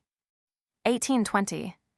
Upon the guests on all sides, the Huns yet rudely pressed, whereat the valiant Volker these words to them addressed. How dare ye, for these warriors, thus beset the way if that ye desist not, / rue such rashness soon ye may. 1821. Let fall will I on some one / such stroke of fiddlebow, that eyes shall fill with weeping if he hath friend to show. Why make not way before us, as fitting were to do? Knights by name ye all are, but knighthood's ways unknown to you. 1822. When out spake the fiddler thus so wrathfully backward glanced bold Hagen, to see what this might be. Quoth he, he reads you rightly, this keen minstrel knight, ye followers of Kriemhild, now pass to rest you for the night. 1823. The thing whereof ye are minded will none dare do, I ween, if aught ye purpose gainst us, on the morrow be that seen, and let us weary strangers the night in quiet pass, I ween, with knights of honor such evermore the custom was. 1824. Then were led the strangers into a spacious hall, where they found prepared for the warriors one, and all beds adorned full richly, that were both wide and long. Yet planned the lady Kriemhild to work on them the direst wrong. 1825. Rich quilted mattress covers of arras saw ye their lustrous all and silken, slash and spreading sheets there were wrought of silk of Araby, slash the best might e'er be seen. O'er them lay rich embroidered slash stuffs that cast a brilliant sheen. 1826. Coverlets of ermine slash full many might ye see, with sullen sable mingled, slash whereunder peacefully they should rest the night through slash till came the shining day. A king with all retinue ne'er, I ween, so stately lay. 1827. Alack for these night quarters. Slash quoth young Giselher, alack for my companions who this our journey share. How kind soe'er my sister's slash hospitality, dead by her devising, I fear me, are we doomed to be. 1828. Let now no fears disturb you, slash Hagen gave reply. Through the hours of sleeping, keep the watch will I trust full well to guard you until return the day, thereof be never fearful. Let then preserve him well who may. 1829.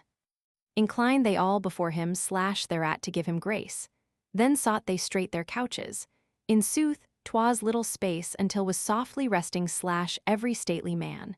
But Hagen, valiant hero, the while to don his armor gan. 1830. Spake then to him the fiddler, Valker a doughty thane, I'll be thy fellow, Hagen, and wilt thou not disdain, while watch this night thou keepest, until do come the morn. Right heartily the hero to Valker then did thanks return. 1831. God in heaven requite thee, slash Valker, trusty fear. In all my time of trouble wished I none other near, none other but the only, when dangers round me throng.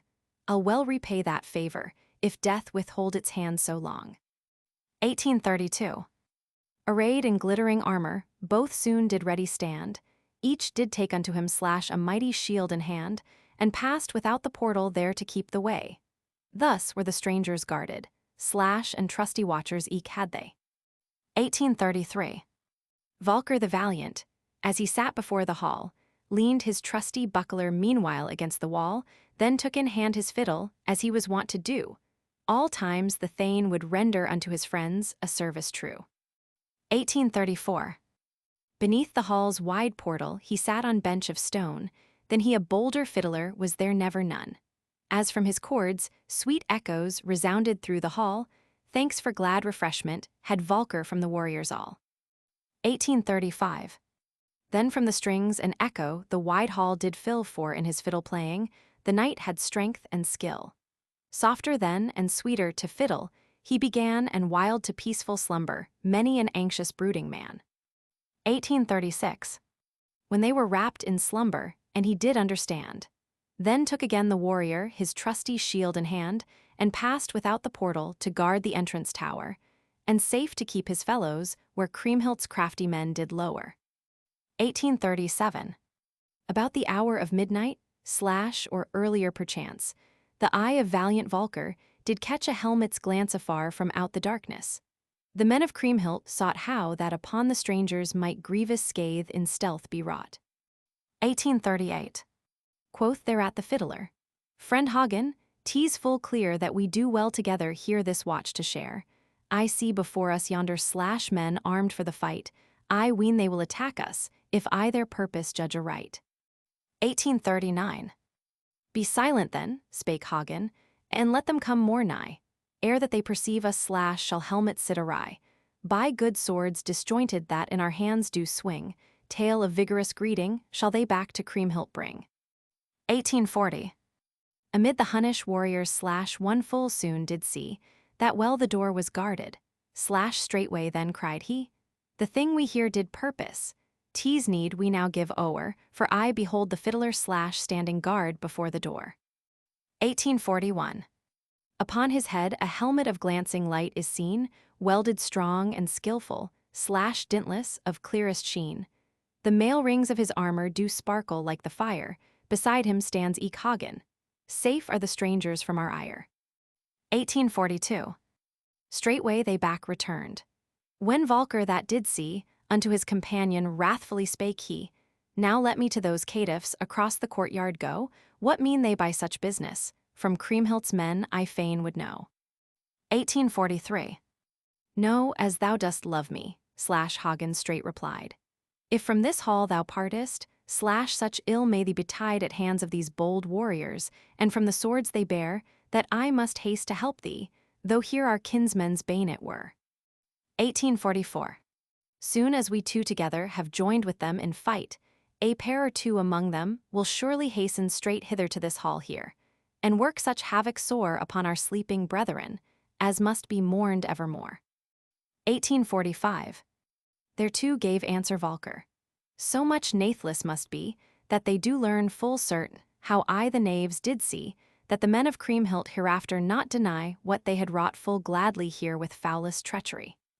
1846. Straightway then unto them slash aloud did Volker call. How go ye thus in armor, slash ye valiant warriors all, or forth, perchance, a robbing, slash Kriemhild's men, go ye, myself and my companion slash shall ye then have for company. 1847. Thereto no man gave answer. Slash wrathful grew his mood. Fie, ye caitiff villains, spake the hero good, would ye us so foully slash have murdered while we slept, with knights so high in honor slash full seldom thus hath faith been kept. 1848. Then unto Queen Kriemhild were the tidings borne, how her men did fail their purpose. 'Twas cause for her to mourn, yet otherwise she wrought it, for grim she was of mood, anon through her must perish full many a valorous knight and good. 31st Adventure. How they went to mass. 1849. So cool doth grow my armor, Volker made remark, I ween but little longer will endure the dark, by the air do I perceive it, that soon will break the day. Then waked they many a warrior who still in deepest slumber lay. 1850. When brake the light of morning athwart the spacious hall, Hagen gan awaken the stranger warriors all, if that they to the minster would go to holy mass. After the Christian custom, of bells a mickle ringing was. 1851. There sang they all uneven, that plainly might ye see how Christian men and heathen did not full well agree. Each one of Gunther's warriors would hear the service sung, so were they all together slash up from their night couches sprung. 1852. Then did the warriors lace them in so goodly dress, that never heroes any, that king did e'er possess, more richly stood attired, that Hagen grieved to see, quoth he, Ye knights, far other here must your attire be. 1853. Yea, know among you many slash how here the case doth stand. Bear ye instead of roses your good swords in hand, for chaplets all bejeweled your glancing helmets good, since we have well perceived slash how is the angry Kriemhild's mood. 1854. Today must we do battle, that will I now declare. Instead of silken tunic shall ye good hauberks wear, and for embroidered mantle slash a trusty shield and wide, that ye may well defend you, if ye must others' anger bide. 1855. My masters well beloved, slash knights and kinsmen true, tease meet that ye betake you unto the minster too, that God do not forsake you in peril and in need, for certain now I make you that death is nigh to us indeed. 1856.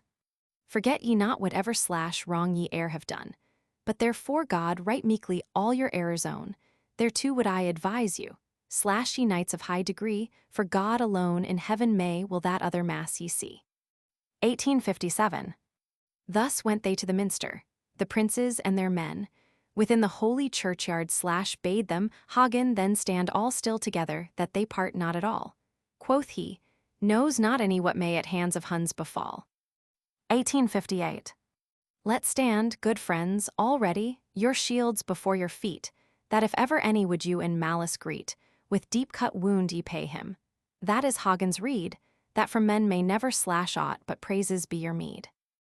1859. Volker and Hagen, the twain thence did pass before the broad minster.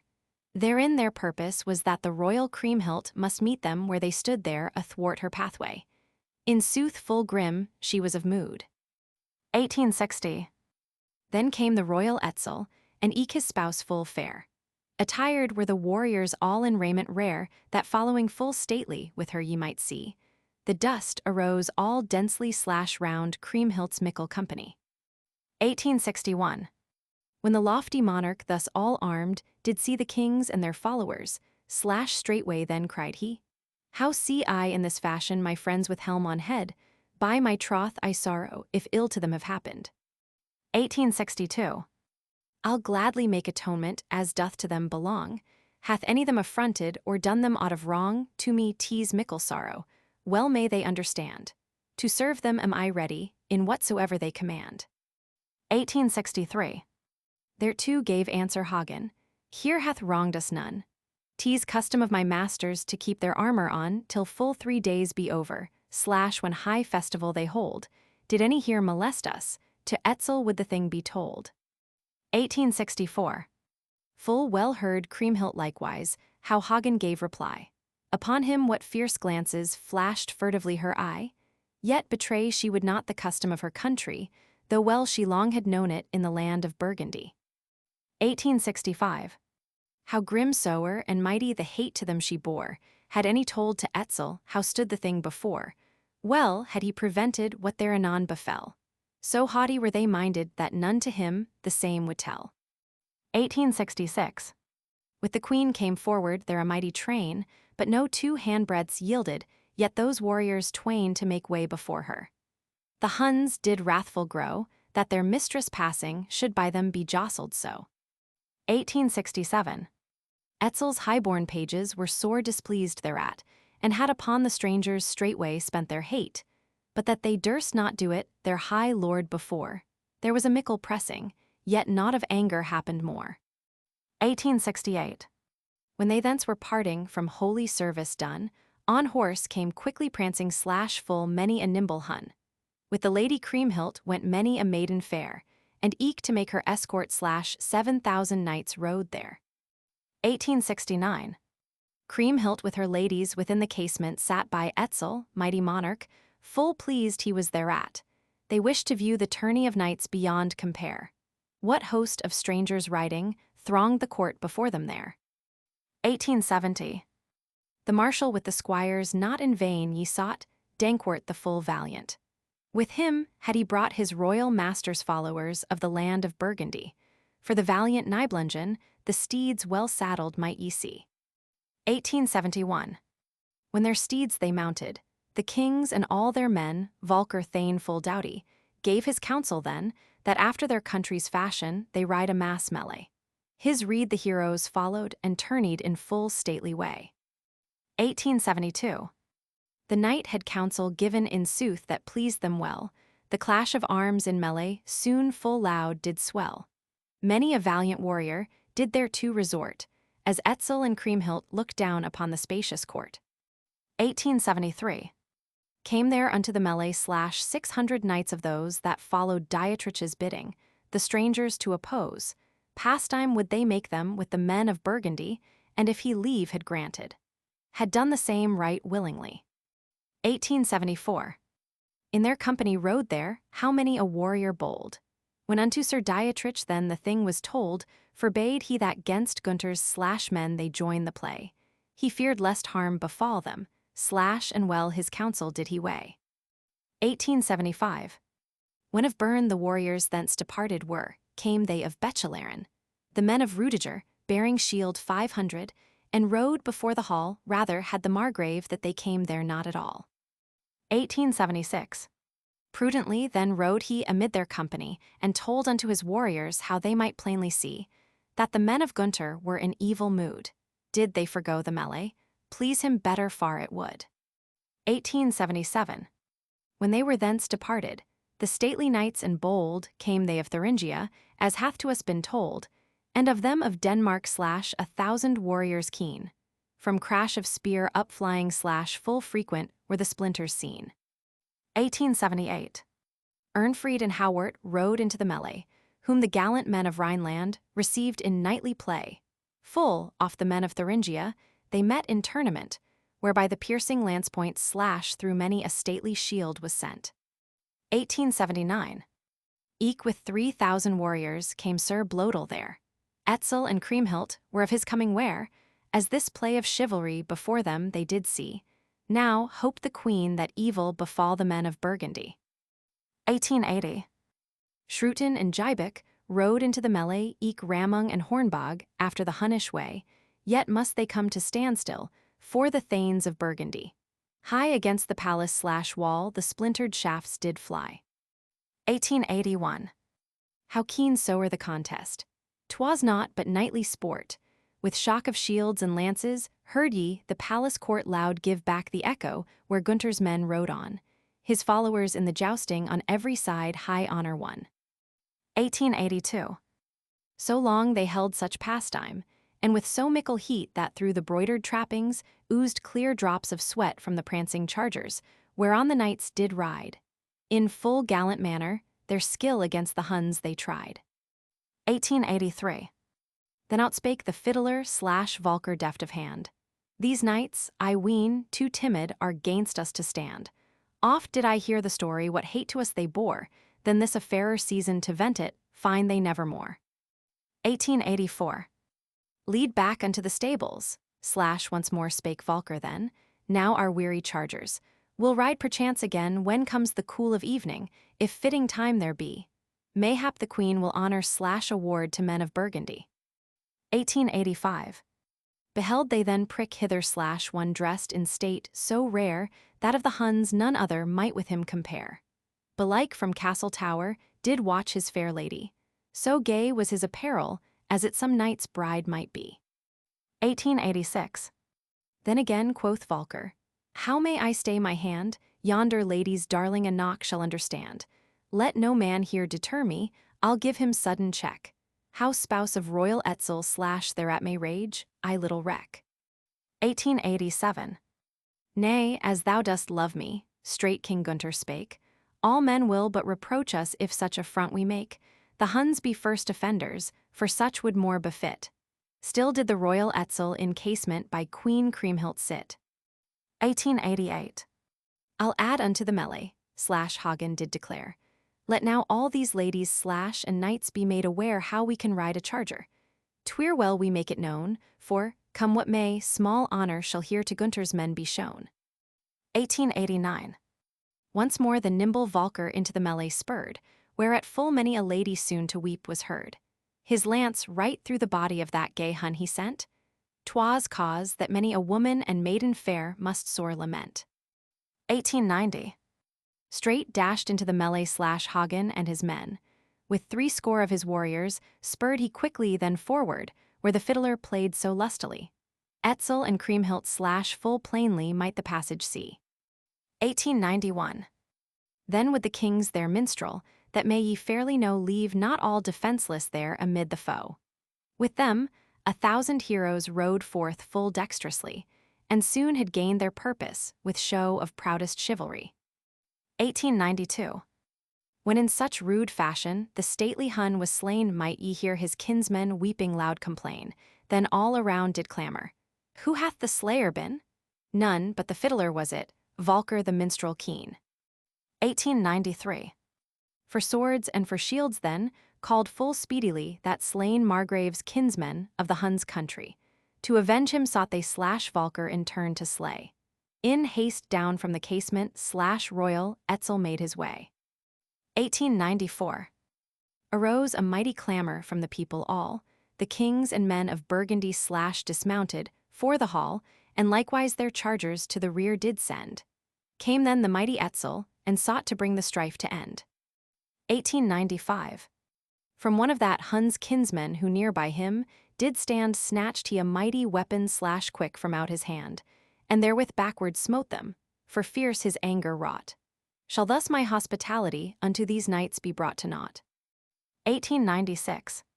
If ye the valiant minstrel here for me should slay, spake the royal Etzel, it were an evil day.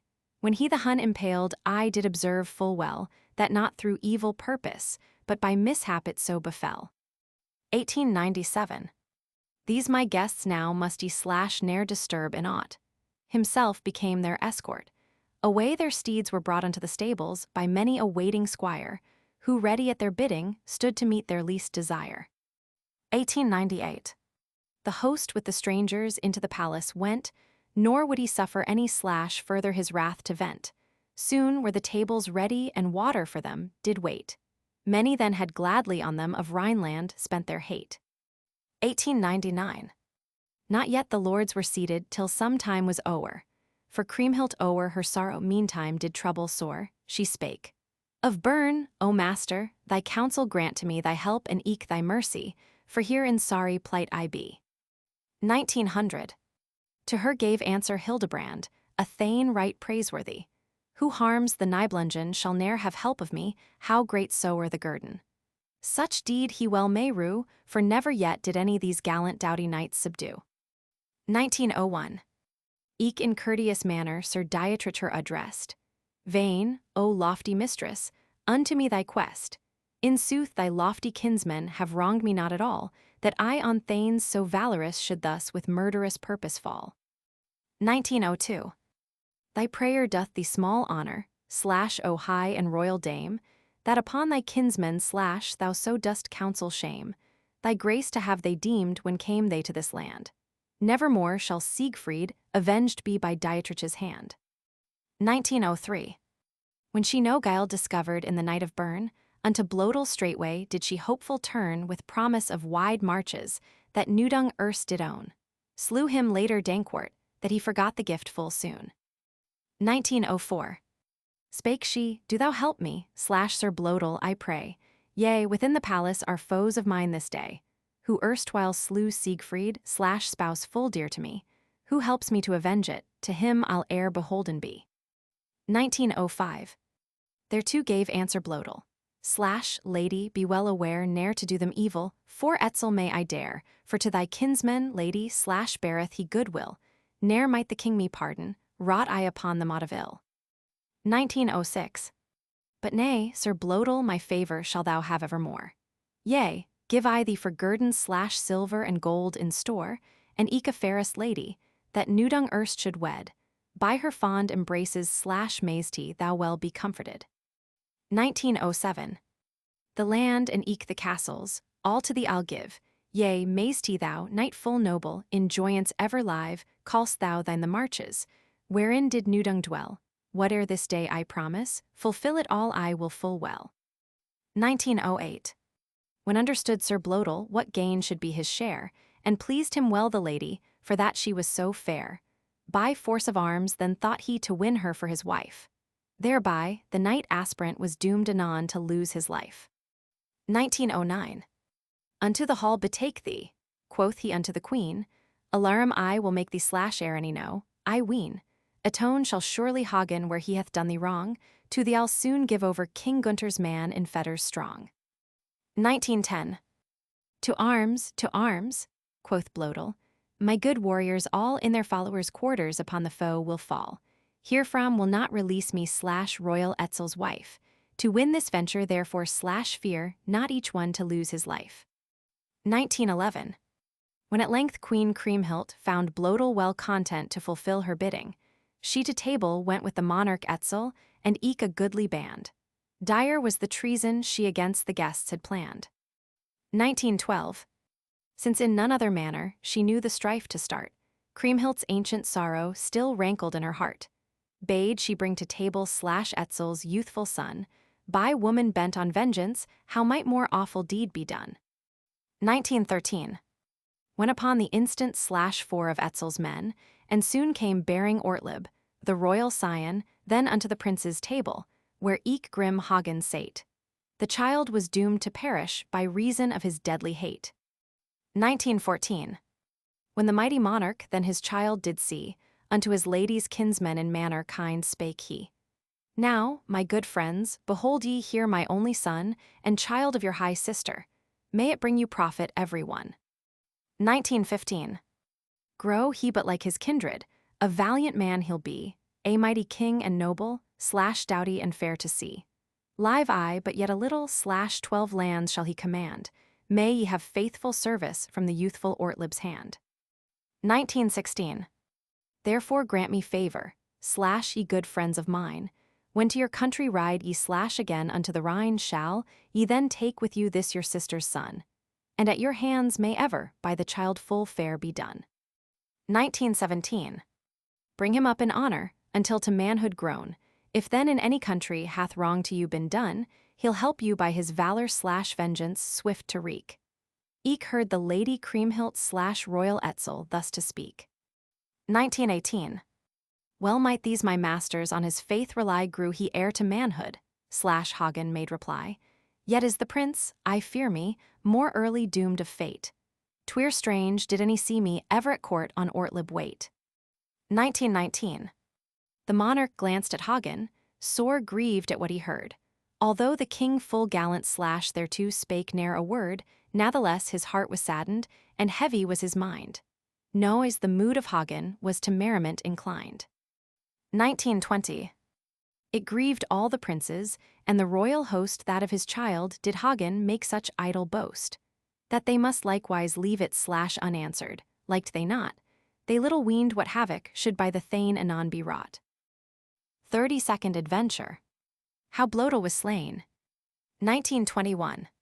The knights by Blodel summoned soon armed and ready were, 1,000 wearing hauberks slash straightway, did repair where Dankwart sat at table, with many a goodly squire.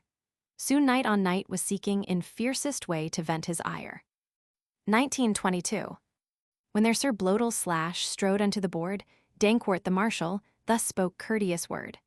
Unto this hall right welcome slash good Sir Blodel be. What business hast thou hither is cause of wonder yet to me. 1923. No greeting here befits thee, slash spake Blodel presently. For that this my coming now thy end must be, through Hagen's fault thy brother, who Siegfried erstwhile slew to the Huns thou maxed atonement, slash and many another warrior too. 1924. But nay, Sir Blodel, slash Dankwart spake thereto, for so should we have reason slash our coming here to rue. A child I was and little slash when Siegfried lost his life, nor know I why reproacheth slash me the royal Etzel's wife. 1925. In sooth I may the story never fully tell. Gunther and Hagen was it by whom the deed befell. Now guard you well, ye strangers, for doomed in sooth are ye, unto Lady Kriemhild must your lives now forfeit be. 1926. And so thou wilt desist not, Dankwart declared, regret I my entreaty, my toil were better spared. The nimble thane and valiant slash up from the table sprung, and drew a keen-edged weapon, great in sooth that was and long. 1927. Then smote he with it Blodel such a sudden blow that his head full sudden before his feet lay low. Be that thy wedding dower, the doughty Dankwart spake, along with bride of Newdung, whom thou wouldst he to thy bosom take. 1928. Tomorrow may she marry, but some other one, will he have bridal portion, e'en so to him be done. A Hun that liked not treason had given him to know how that the queen upon him thought to work so grievous woe. 1929. When the men of Blodel saw thus their master slain to fall upon the strangers, would they longer not refrain. With swords swung high above them upon the squires they flew in a grimmest humor. Soon many must that rashness rue. 1930. Full loudly cried then Dankwart to all his company. Behold ye, noble squires, the fate that ours must be, now quit yourselves with valor. For evil is our pass, though fair to us the summons slash hither from Lady Kriemhild was. 1931. They, too, reached down before them, who no weapons bore, and each a massive footstool snatched from off the floor, for the Burgundian squires no whit were they dismayed. And by the selfsame weapons was many a dint in helmet made. 1932. How fierce they fought to shield them, the strangers one and all, and their armed foemen drove they from the hall. Or smote dead within it, hundreds 5 or more, all the valiant fighters saw ye drenched with ruddy gore. 1933. Ere long the wondrous tidings, some messenger did tell unto Etzel's chieftain fierce, did their anger swell how that slain was Blodel slash, and knights full many a one, the which had Hagen's brother with his lusty squires done. 1934. The Huns, by anger driven, Ere Etzel was aware, 2,000 men or over did quick themselves prepare. They fell upon those squires e'en, so it had to be, and never any living they left of all that company. 1935.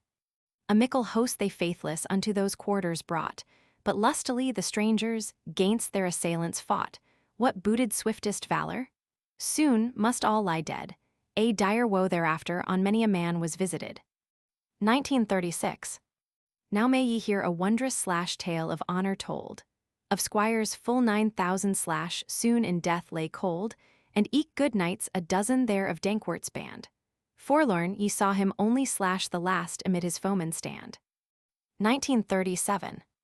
The din at last was ended, and lulled the battle sound, when the valiant Dankwart did cast a glance around. Alack for my companions, cried he, now for me reft, alack that I now only forlorn amid my foes am left. 1938.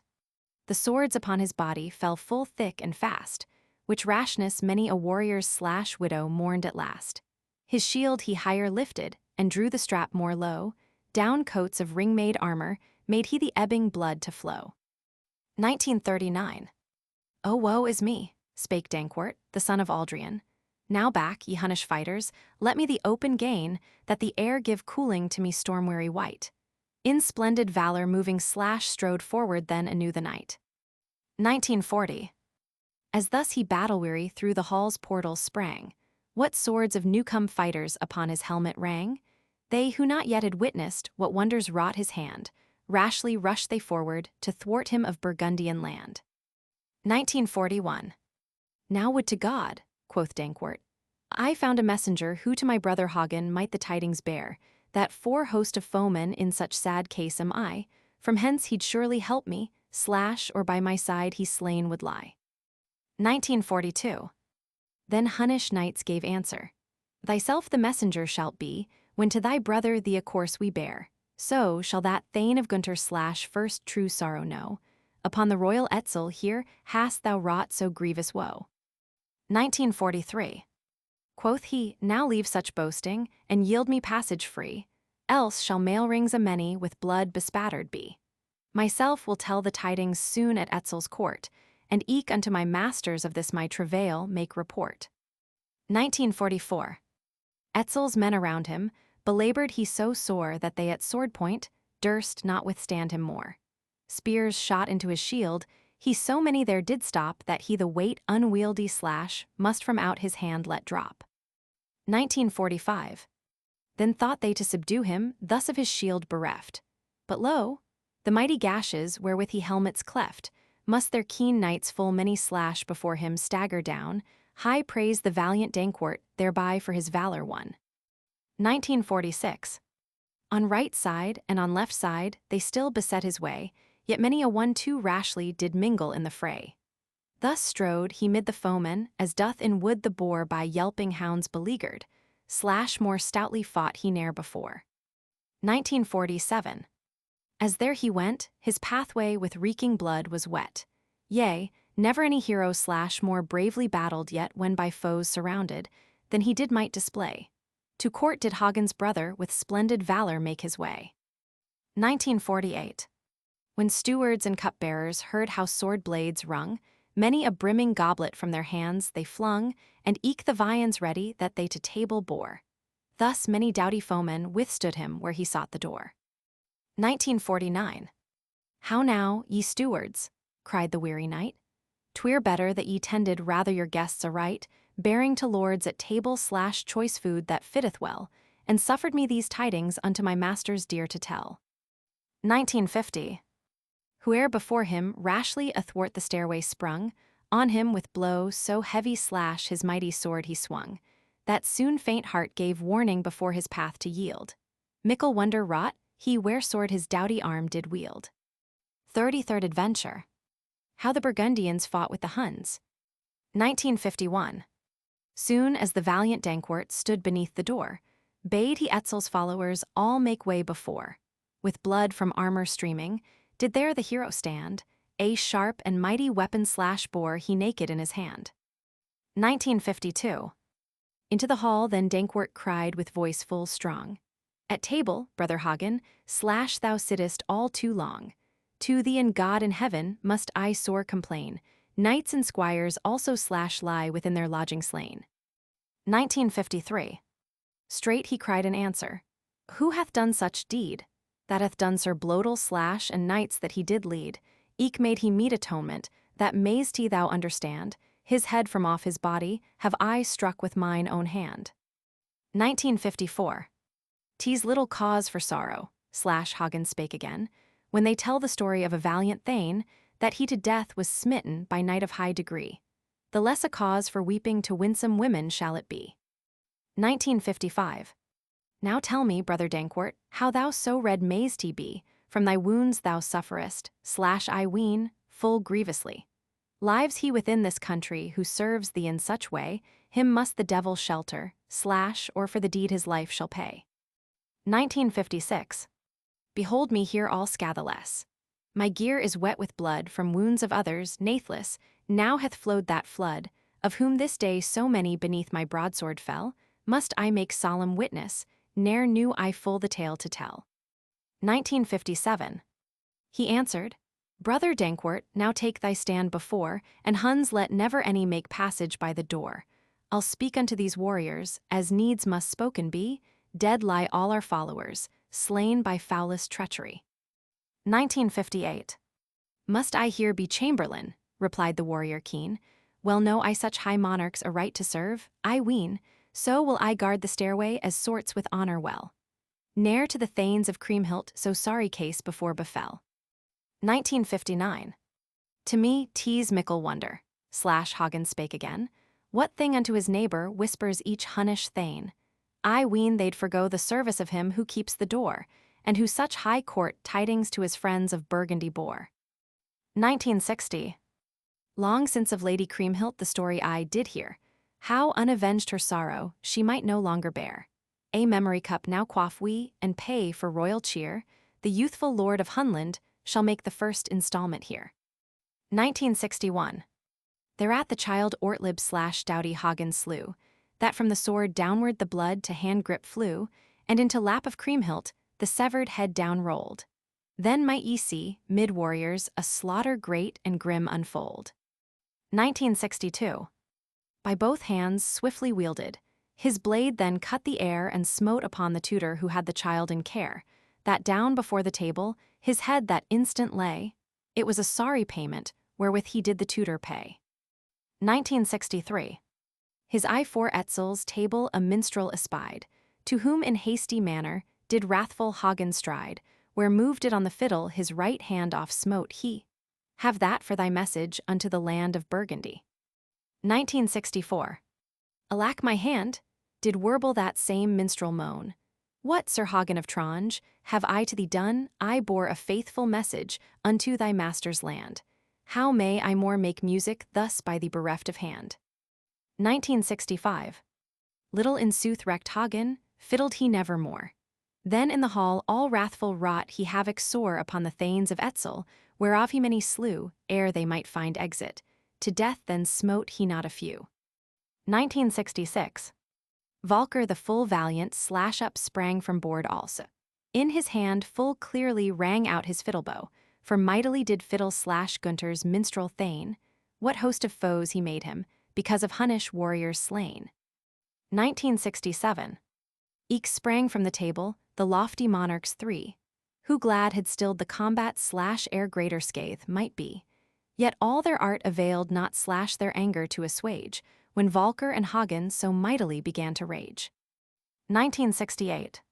When the lord of Rhineland saw how his toil was vain, gaping wounds full many himself did smite Amin through rings of shining mailcoats there upon the foe. He was a valiant hero, as he full gallantly did show. 1969. Strode eke into the combat Gernot a doughty thane, by whom of Hunnish warriors full many a one was slain with a sword sharp-edged. He had of Rudiger oft sent to dire ruin by him the knights of Etzel were. 1970. The youthful son of Ute slash eke to the combat sprang, and merrily his broadsword upon the helmets rang of many a Hunnish warrior there in Etzel's land. Feasts of mickle wonder wrought Giselher with dauntless hand. 1971. How bold soe'er was any, of kings and warrior band, saw ye yet the foremost slash Giselher to stand there against the foeman. A knight of valor good, wounded deep full many made he to fall in oozing blood. 1972. Eke full well defend them, did Etzel's warriors too. There might ye see the strangers their gory way to hew with swords all brightly gleaming, adown that royal hall. Heard ye there on all sides, loudly ring the battle call. 1973. Join friends within beleaguered, would they without full fain, yet might they at the portal but little vantage gain. Eke they within had gladly gained the outer air, nor up nor down did Dankwart suffer one to pass the stair. 1974. There before the portal surged a mighty throng, and with a mickle clangor on helm the broadsword rung. Thus on the valiant Dankwart his foes did sorely press, and soon his trusty brother was anxious grown o'er his distress. 1975. Full loudly cried then Hagen unto Valkyr, Trusty fear, behold'st thou my brother standing there, where on him Hunnish warriors their mighty blows do rain, good friend, save thou my brother ere we do lose the valiant Thane. 1976. That will I do full surely, thereat the minstrel spake. Adown the hall he fiddling gan his way to make, in his hand full often slash a trusty sword rang out, while grateful knights of Rhineland acclaimed him with a mickle shout. 1977. Soon did the valiant Valkyr slash Dankwart thus address. Hard this day upon thee hath weighed the battle's stress. That I should come to help thee slash thy brother gave command, keep thou without the portal, I inward guarding here will stand. 1978. Dankwart, Thane right valiant, stood without the door and guarded so the stairway that none might pass before. There heard ye broadswords ringing, swung by warrior's hand, while inward in like manner slash wrought Valkyr of Burgundian land. 1979. There the valiant fiddler above the press did call. Securely now, friend Hagen, closed is the hall, yea, so firmly bolted is King Etzel's door by hands of two good warriors, slash as 1,000 bars were set before. 1980. When Hagen thus of Tronge, the door did guarded find. The warrior far renowned swung his shield behind, he first for harm received slash revenge began to take, whereat all hope of living did soon his enemies forsake. 1981. When of Bern Sir Dietrich rightly did perceive how the doughty Hagen did many a helmet cleave, the king of a Nibelungen upon a bench leaped up, quoth he, Here poureth Hagen for us exceeding bitter cup. 1982. Great fear fell eke on Etzel, as well might be the case. What trusty followers snatched they to death before his face, for well nigh did his enemies on him destruction bring, there sat he all confounded. What booted him to be a king? 1983. Cried then aloud to Dietrich slash Kriemhild, the high lady, Now help me, knight so noble, that hence with life I flee. By princely worth, I pray thee, slash thou lord of a Nibelung's land, if here do reach me Hagen, straight find I death beneath his hand. 1984. How may my help avail thee, slash noble queen and high? Answered her Sir Dietrich, Fear for myself have I, too sorely is enraged each knight in Gunther's band, to no one at this season may I lend assisting hand. 1985. But nay, Sir Dietrich, slash full noble knight and keen, what maketh thy bright chivalry, let it this day be seen, and bring me hence to safety, else am I death sure prey. Good cause was that on Kriemhild slash bosom fear so heavy lay. 1986. So will I here endeavor to help thee as I may, yet shalt thou well believe me, hath passed full many a day since saw I goodly warriors of so bitter mood. Neath swords behold I flowing through helmets plenteously the blood. 1987. Lustily then cried he, the warrior nobly born, that his voice rang loudly slash like blast from bison's horn, that all around the palace gave back the lusty sound, unto the might of Dietrich never limit yet was found. 1988. When did hear King Gunther how called the doughty man above the storm of combat, to hearken he began, quoth he, The voice of Dietrich hath fallen upon mine ear, I ween some of his followers before our thanes have fallen here. 1989. High on the board I see him, slash he beckons with the hand, Now, my good friends and kinsmen of Burgundian land, stay your hands from conflict. Let us hear and see if done upon the chieftain/aught by my men of Scathe there be. 1990. When thus King Gunther did beg and eke command, with swords in stress of battle, stayed they all the hand. 'Twas token of his power that straight the strife did pause. Then him of Bern he questioned what of his outcry were the cause. 1991. He spake, full noble Dietrich, /what here on thee is wrought by any of my warriors. For truly is my thought to make a full atonement and amends to thee, if here hath wronged thee any /twere cause of mickle grief to me. 1992.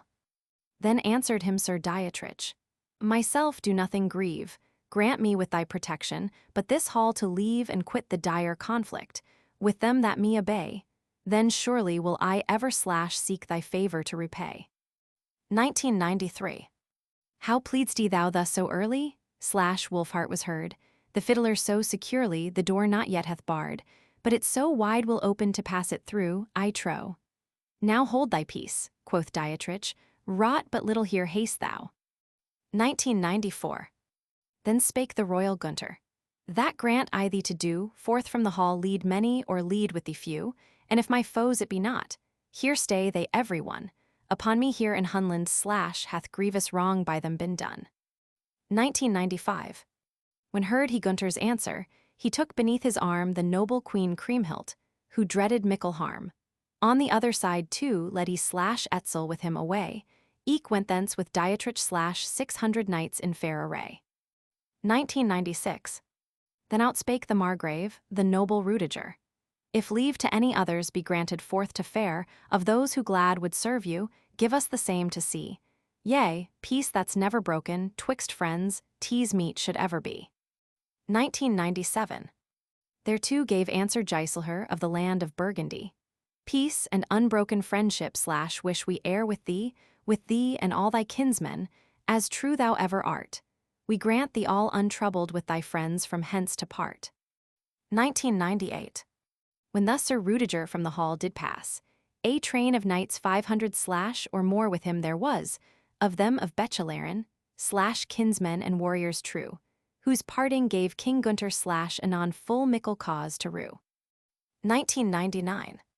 When did a Hunnish warrior Etzel's passing see, neath the arm of Dietrich, to profit him thought he, smote him yet the fiddler such a mighty blow, that for the feet of Etzel sheer on the floor his head fell low. 2000.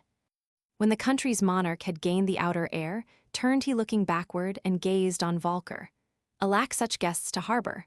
Ah me discomfited, that all the knights that serve me shall before their might lie dead. 2001. Alack their coming hither, spake the king once more. Within, a warrior fighteth like to wild forest boar, height the same is Valkyr, and a minstrel is also, to pass the demon scatheless I to fortune's favor owe. 2002. Evil sound his melodies, his strokes of bow are red, yea, beneath his music full many a knight lies dead.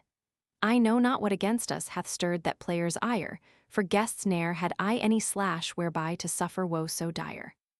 2003. None other would they suffer to pass the door than those.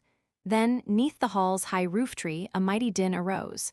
For evil wrought upon them, those guests sore vengeance take. Valkyr the doughty fiddler, what shining helmets there he brake. 2004. Gunther, lofty monarch, thither turned his ear. Hear'st thou the music, Hagen, that yonder Valkyr doth fiddle for the Hunmen? When near the door they go, the stroke is red of color, where he doth draw the fiddle bow. 2005. Mickle doth it rue me, Hagen spake again, that in the hall far severed I am from that bold thane. I was his boon companion, and he sworn friend to me. Come we hence ever scatheless, trusty furs we yet shall be. 2006. Behold now, lofty sire, the faith of Valkyr bold, with will he seeks to win him thy silver and thy gold. With fiddlebow he cleaveth in the steel so hard, bright gleaming crests of helmets are scattered by his mighty sword. 2007. Never saw I fiddler so dauntless heart display, as the doughty Valkyr here hath done this day. Through shield and shining helmet, his melodies ring clear. Give him to ride good charger, and eke full stately raiment wear. 2008. Of all the Hunnish kindred that in the hall had been, none now of all their number / therein to fight was seen. Hushed was the din of battle, and strife no more was made. From out their hands aury, their swords the dauntless warriors laid. 34th Adventure. How they cast out the dead. 2009. From toil of battle weary, rested the warriors all. Valkyr and Hagen passed out before the hall, and on their shields did lean them, those knights whom naught could daunt. Then with full merry converse gan the twain their foes to taunt. 2010. Spake meanwhile of Burgundy Giselher the Thane, "Not yet, good friends, may ye / think to rest again. Forth from the hall the courses shall ye rather bear. Again will be assailed, that would I now in sooth declare." 2011. Beneath our feet no longer here the dead must lie, but ere in storm of battle at hand of Huns to die, will deal such wounds around us as 'tease my joy to see. Thereon, spake Giselher, my heart is fixed right steadfastly. 2012. I joy in such a master, / Hagen spake again. Such counsel well befitteth alone so valiant thane as my youthful master hath shown himself this day. Therefore, O men of Burgundy, every one rejoice ye may. 2013. Then followed they his counsel, and from the hall they bore 7,000 bodies, and cast them from the door. Adown the mounting stairway all together fell, where at a sound of wailing did from mourning kinsmen swell. 2014. Many a man among them / so slight wound did bear that he were yet recovered, had he but gentle care. Who yet falling headlong now surely must be dead. Thereat did grieve their kinsmen, as verily was sourced need. 2015. Then outspake the fiddler, Valkyr a hero bold. Now do I find how truly / hath to me been told that cowards are the Hun men who do like women weep. Rather should be their effort their wounded kin alive to keep. 2016. These words deemed a Margrave spoken in kindly mood. He saw one of his kinsmen weltering in his blood. In his arms he clasped him and thought him thence to bear. But as he bent above him, pierced him the valiant minstrel's spear. 2017. When that beheld the others, all in haste they fled, crying each one curses on that same minstrel's head. From the ground, then snatched he / a spear with point full keen, that 'gainst him up the stairway by a Hun had hurled been. 2018. Across the court he flung it with his arm of might far above the people. Then did each Hunnish knight seek him safer quarters more distant from the hall. To see his mighty prowess did fill with fear his foemen all. 2019. As knights full many thousand / far, for the palace stood, Valkyr and Hagen gan speak in wanton mood. Unto King Etzel. Nor did they aught withhold, wherefrom anon did sorrow / ordake those doughty warriors bold. 2020. 'Twould well beseem, quoth Hagen, the people's lofty lord foremost in storm of battle to swing the cutting sword, as do my royal masters each fair example show. Where hew they through the helmets, their swords do make the blood to flow. 2021. To hear such words brave Etzel snatched in haste his shield. Now well beware of rashness, cried Lady Kriemhild, and offer to thy warriors / gold heaped on shield full high. If yonder Hagen reach thee, / straightway shalt thou surely die. 2022. So high was the king's mettle that he would not give o'er, which case is now full seldom seen in high princes more. They must by shield strap tugging / him perforce restrain. Grim of mood, then Hagen began him to revile again. 2023. It was a distant kinship, / spake Hagen, dauntless knight, that Etzel unto Siegfried ever did unite, and husband he to Kriemhild was ere thee she knew. Wherefore, O king faint-hearted, / seek'st thou such thing gainst me to do. 2024. Thereto eke must listen the noble monarch's spouse, and grievously to hear it did Kriemhild's wrath arouse. That he 4 men of Etzel / durst herself upbraid, to urge them, gainst the strangers, she once more her arts essayed. 2025.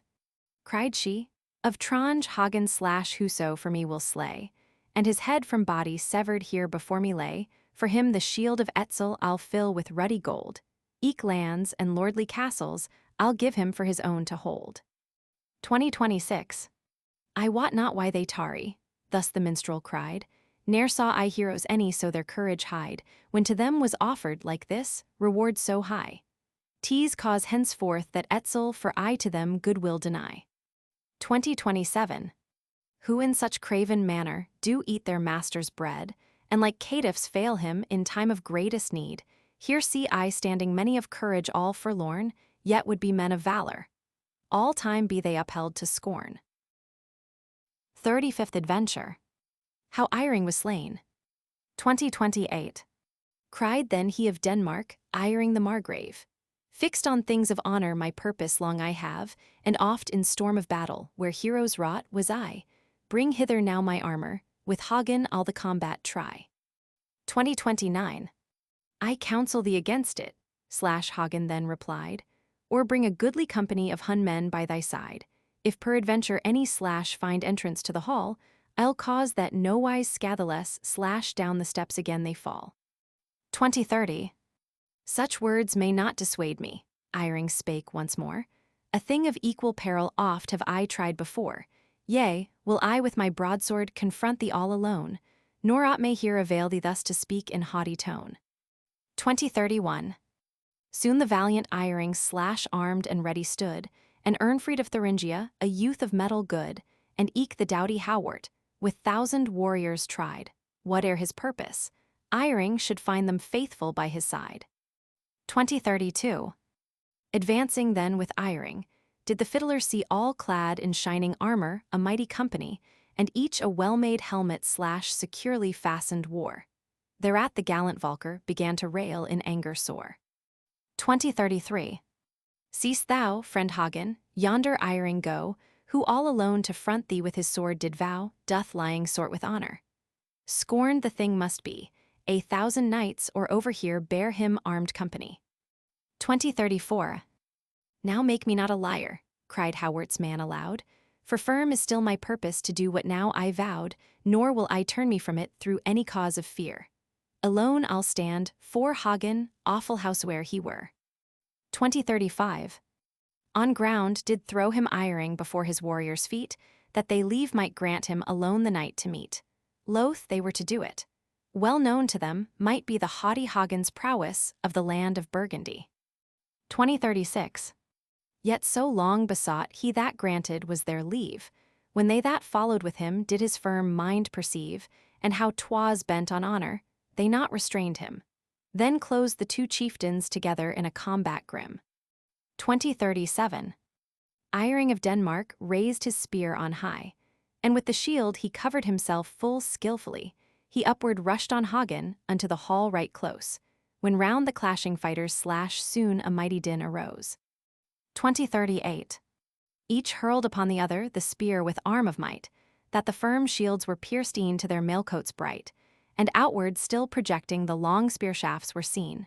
In haste then snatched their broadswords both the fighters grim and keen. 2039. In might the doughty Hagen and prowess did abound. As Iring smote upon him, the hall gave back the sound.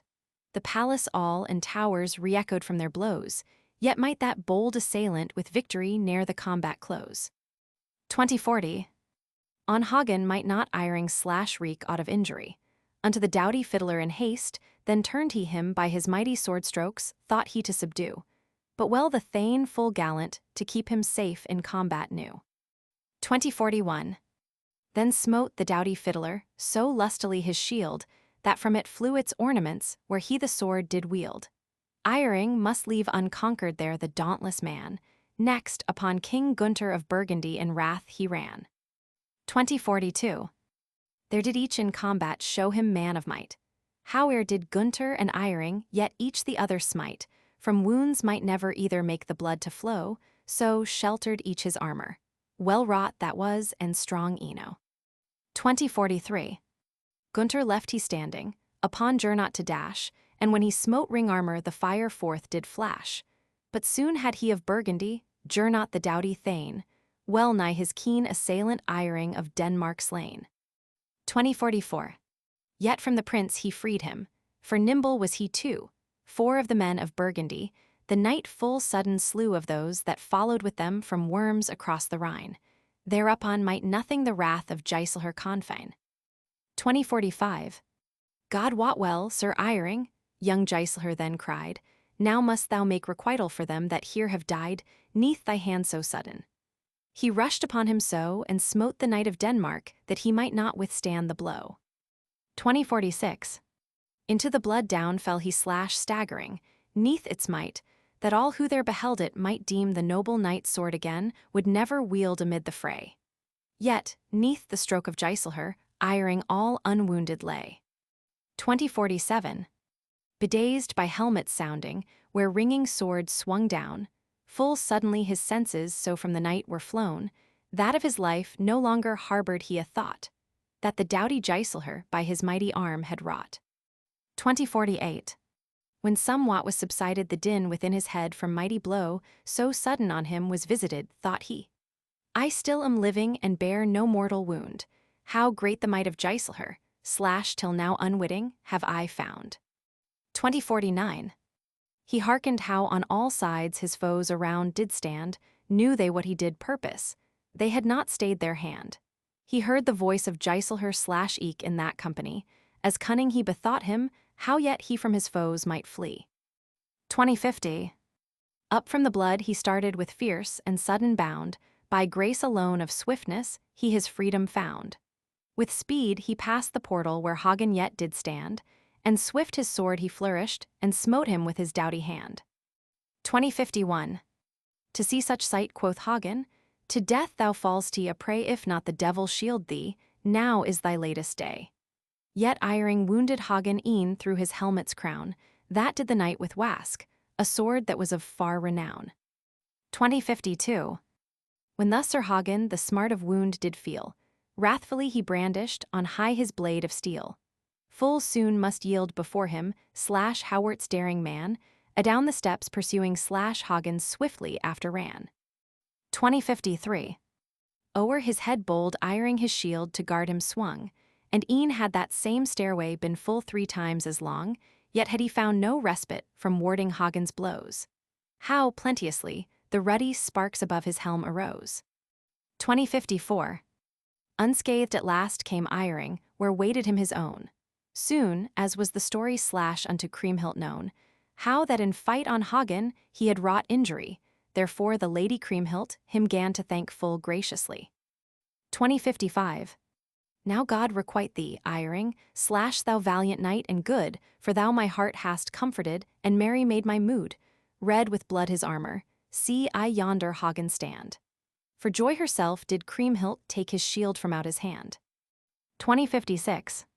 Small cause hast thou to thank him, thus wrathful Hagen spake. For gallant knight, fitting trial once more to make. If then returned he scatheless, a valiant man he were, the wound doth boot thee little that now from his hand I bear.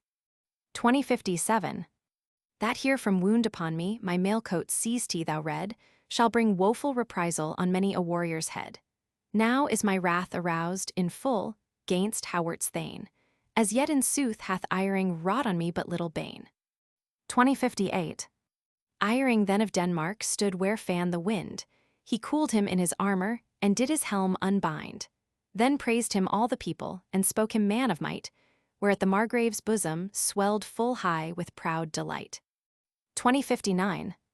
Now hearken friends unto me, Iring once more spake. Make me straightway ready, new trial now to make if I this knight so haughty may yet perchance subdue. New shield they brought, for Hagen did his erstwhile asunder hew. 2060.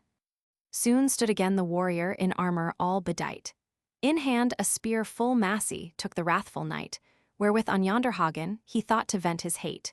With grim and fearful visage on him the vengeful thane did wait. 2061. Yet not abide his coming might Hagen longer now. Adown he rushed upon him, with many a thrust and blow down, where the stairway ended, for fierce did burn his ire. Soon the might of Iring must neath his furious onset tire. 2062. Their shields they smote asunder, that the sparks began to fly in ruddy showers.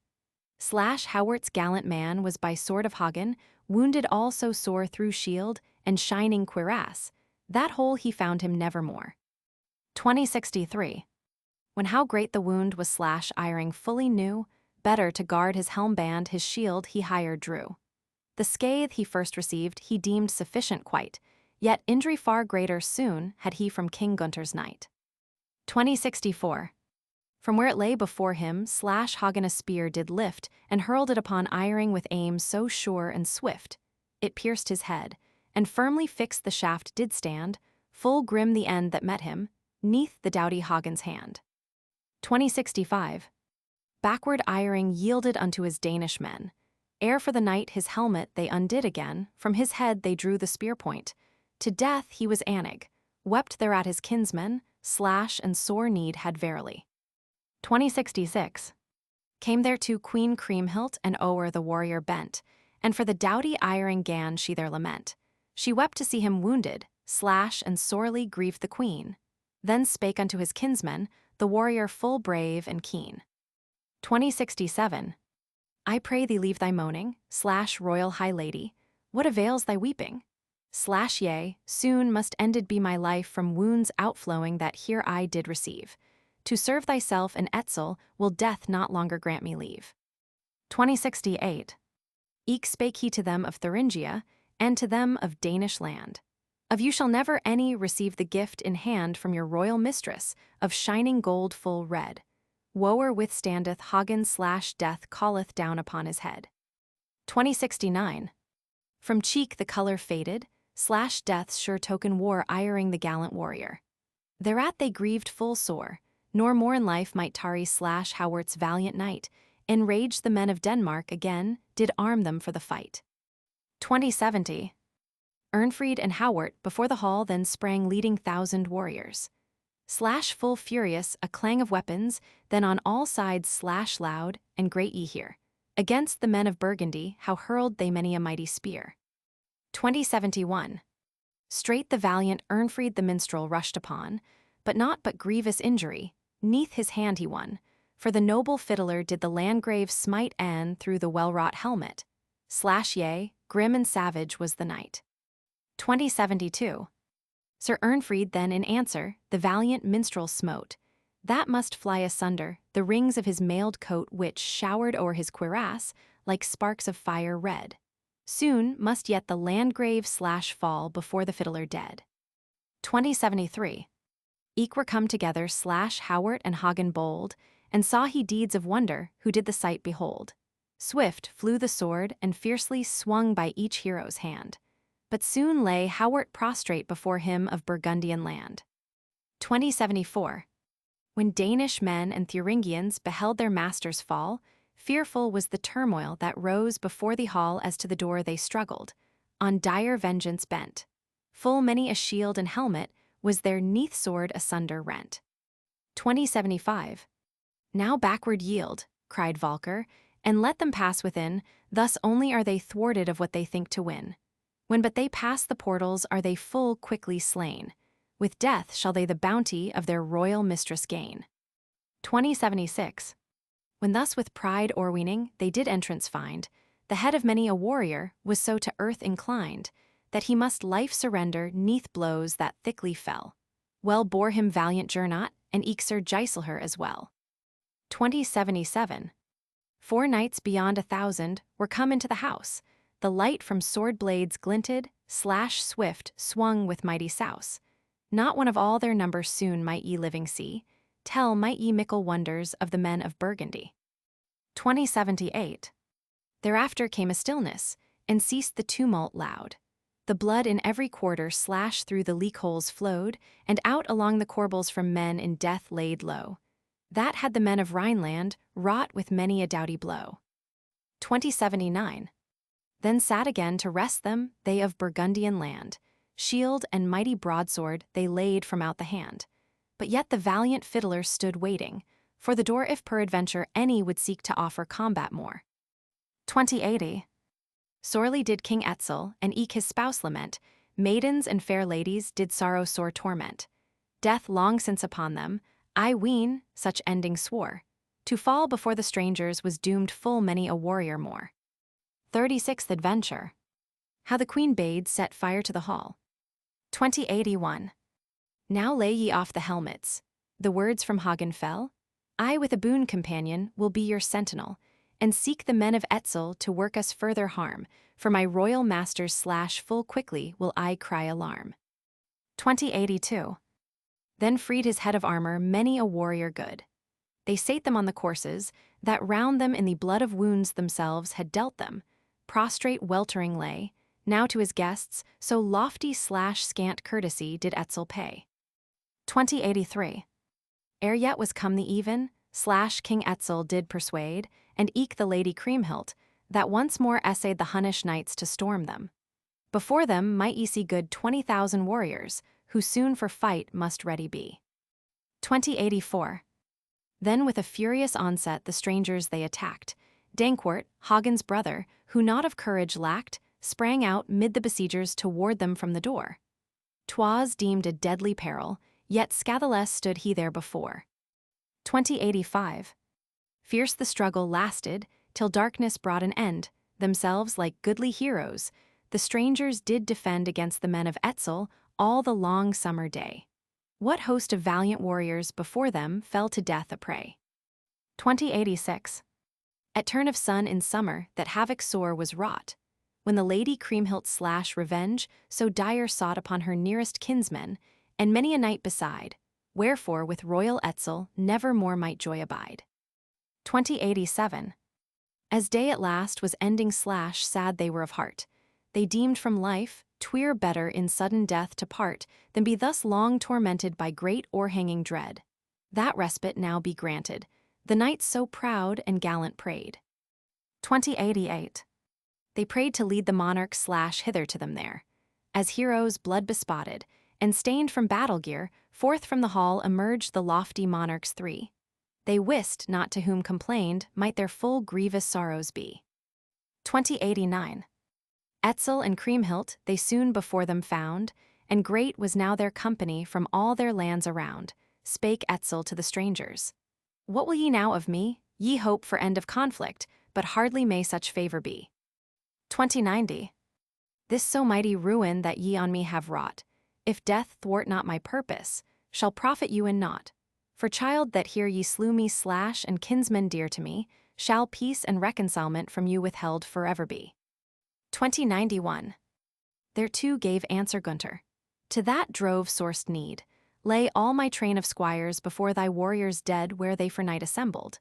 How bore I so great blame, of friendly mind I deemed thee, as trusting in thy faith I came. 2092. Then spake eke of Burgundy the youthful Giselher. Ye knights that still are living of Etzel, now declare whereof ye may reproach me. How hath you harmed my hand? For in right friendly manner came I riding to this land. 2093. Cried they, well is thy friendship in burg and country known by sorrow of thy making. Gladly had we foregone the pleasure of thy coming from Worms across the Rhine. Our country hast thou orphaned, slash thou and brother eke of thine. 2094. In angry mood King Gunther unto them replied. And ye this mighty hatred appeased would lay aside, born 'gainst us knights here homeless. To both again it were for Etzel's wrath against us, we in sooth no guilt do bear. 2095. The host then to the strangers. Your sorrow here and mine are things all unequal. For now must I repine with honor all bespotted slash and neath distress of woe, of you shall never any hence from my country living go. 2096. Then did the doughty Gernot unto King Etzel say, God then in mercy move thee to act in friendly way, slay us knights here homeless, yet grant us down to go to meet thee in the open. Slash thine honor biddeth thus to do. 2097. Whate'er shall be our portion, let that straightway appear. Men hast thou yet so many that, should they banish fear, not one of us storm-weary might keep his life secure.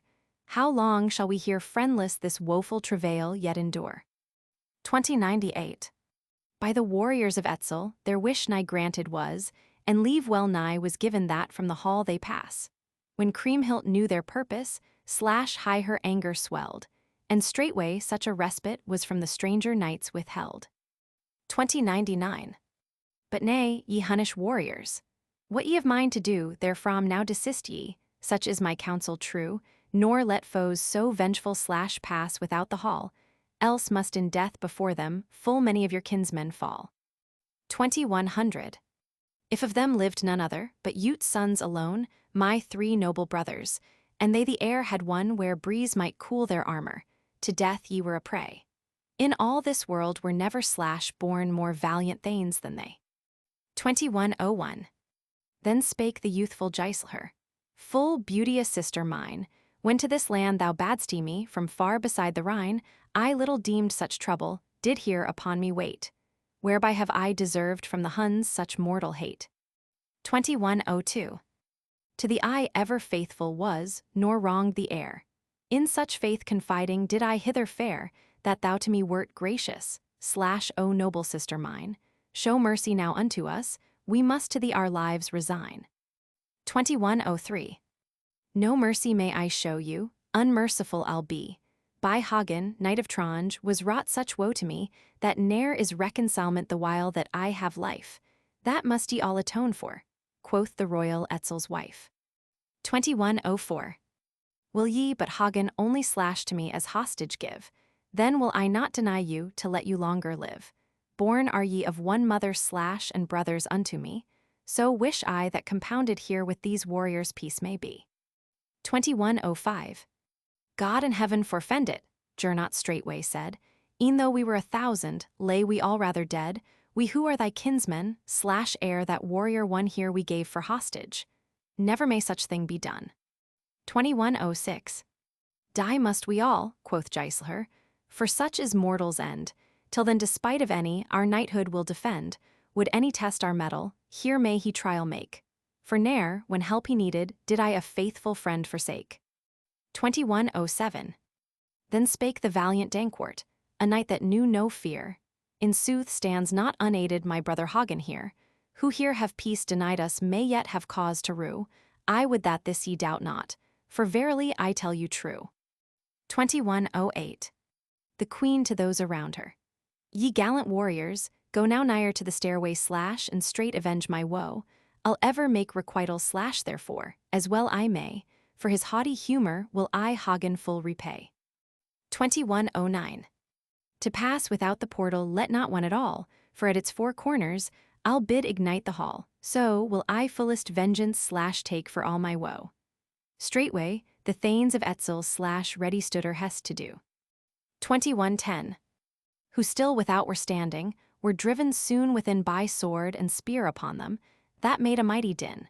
Yet not might those good warriors from their masters take, by their faith would never each the other's side forsake. 2111. To burn the hall commanded Etzel's wife in ire, and tortured they those warriors there with flaming fire. Full soon with wind upon it, the house in flames was seen. To any folk did never sadder plight befall, I ween. 2112. Their cries within resounded. Alack for sorest need, how mickle rather lay we in storm of battle dead. For God 'tis cause for pity, for here we all must die, now doth the queen upon us vengeance wreak full grievously. 2113. Among them spake another. Our lives we here must end. What now avails the greeting the king to us did send, so sore this heat oppresseth, and parched with thirst my tongue, my life from very anguish I ween, I must resign ere long. 2114. Then quoth of Tronge Hagen, Ye noble knights and good, whoe'er by thirst is troubled, here let him drink the blood. Then wine more potent is it, where such high heat doth rage, nor may we at this season find us a better beverage. 2115. Where fallen knight was lying, thither a warrior went.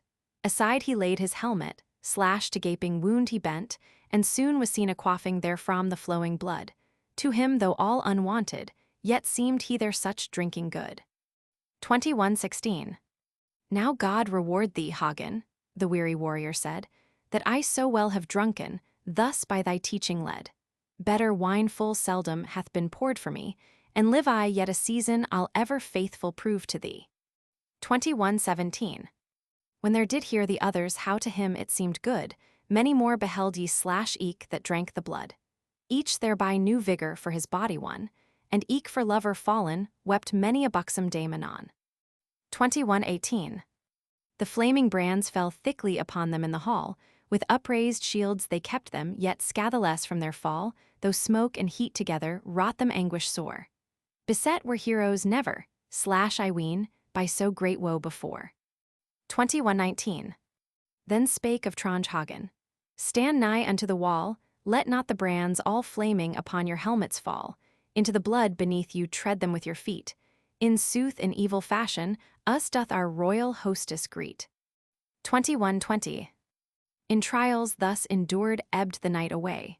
Still without the portal did the keen fiddler stay, and Hagen his good fellow, o'er shield their bodies leant, they deemed the men of Etzel still on further mischief bent. 21:21. Then was heard the fiddler. Pass we into the hall, for so the Huns shall fondly deem we are perished all amid the mickle torture we suffer at their hand.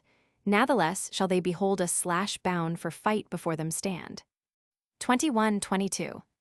Spake then of Burgundy the young Sir Giselher. I ween, 'twill soon be dawning, for blows a cooler air. To live in fuller joyance now grant us God in heaven. To us dire entertainment my sister Kriemhild here hath given. 21:23. Spake again another.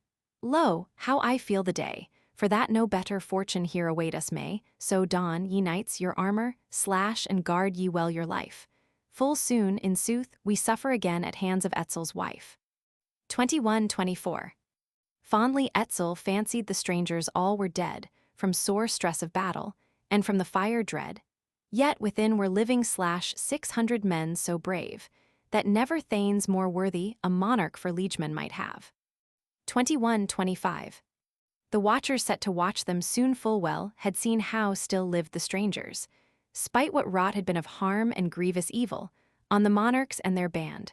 Within the hall they saw them still unscathed and dauntless stand. 21:26. Told 'twas then to Kriemhild how they from harm were free, whereat the royal lady slash quoth, such thing ne'er might be that any still were living from that fire dread. Nay, believe I rather that within they all lie dead. 21:27. Gladly yet the strangers would a truce compound, might any grace to offer amid their foes be found. But such appeared not any in them of Hunnish land.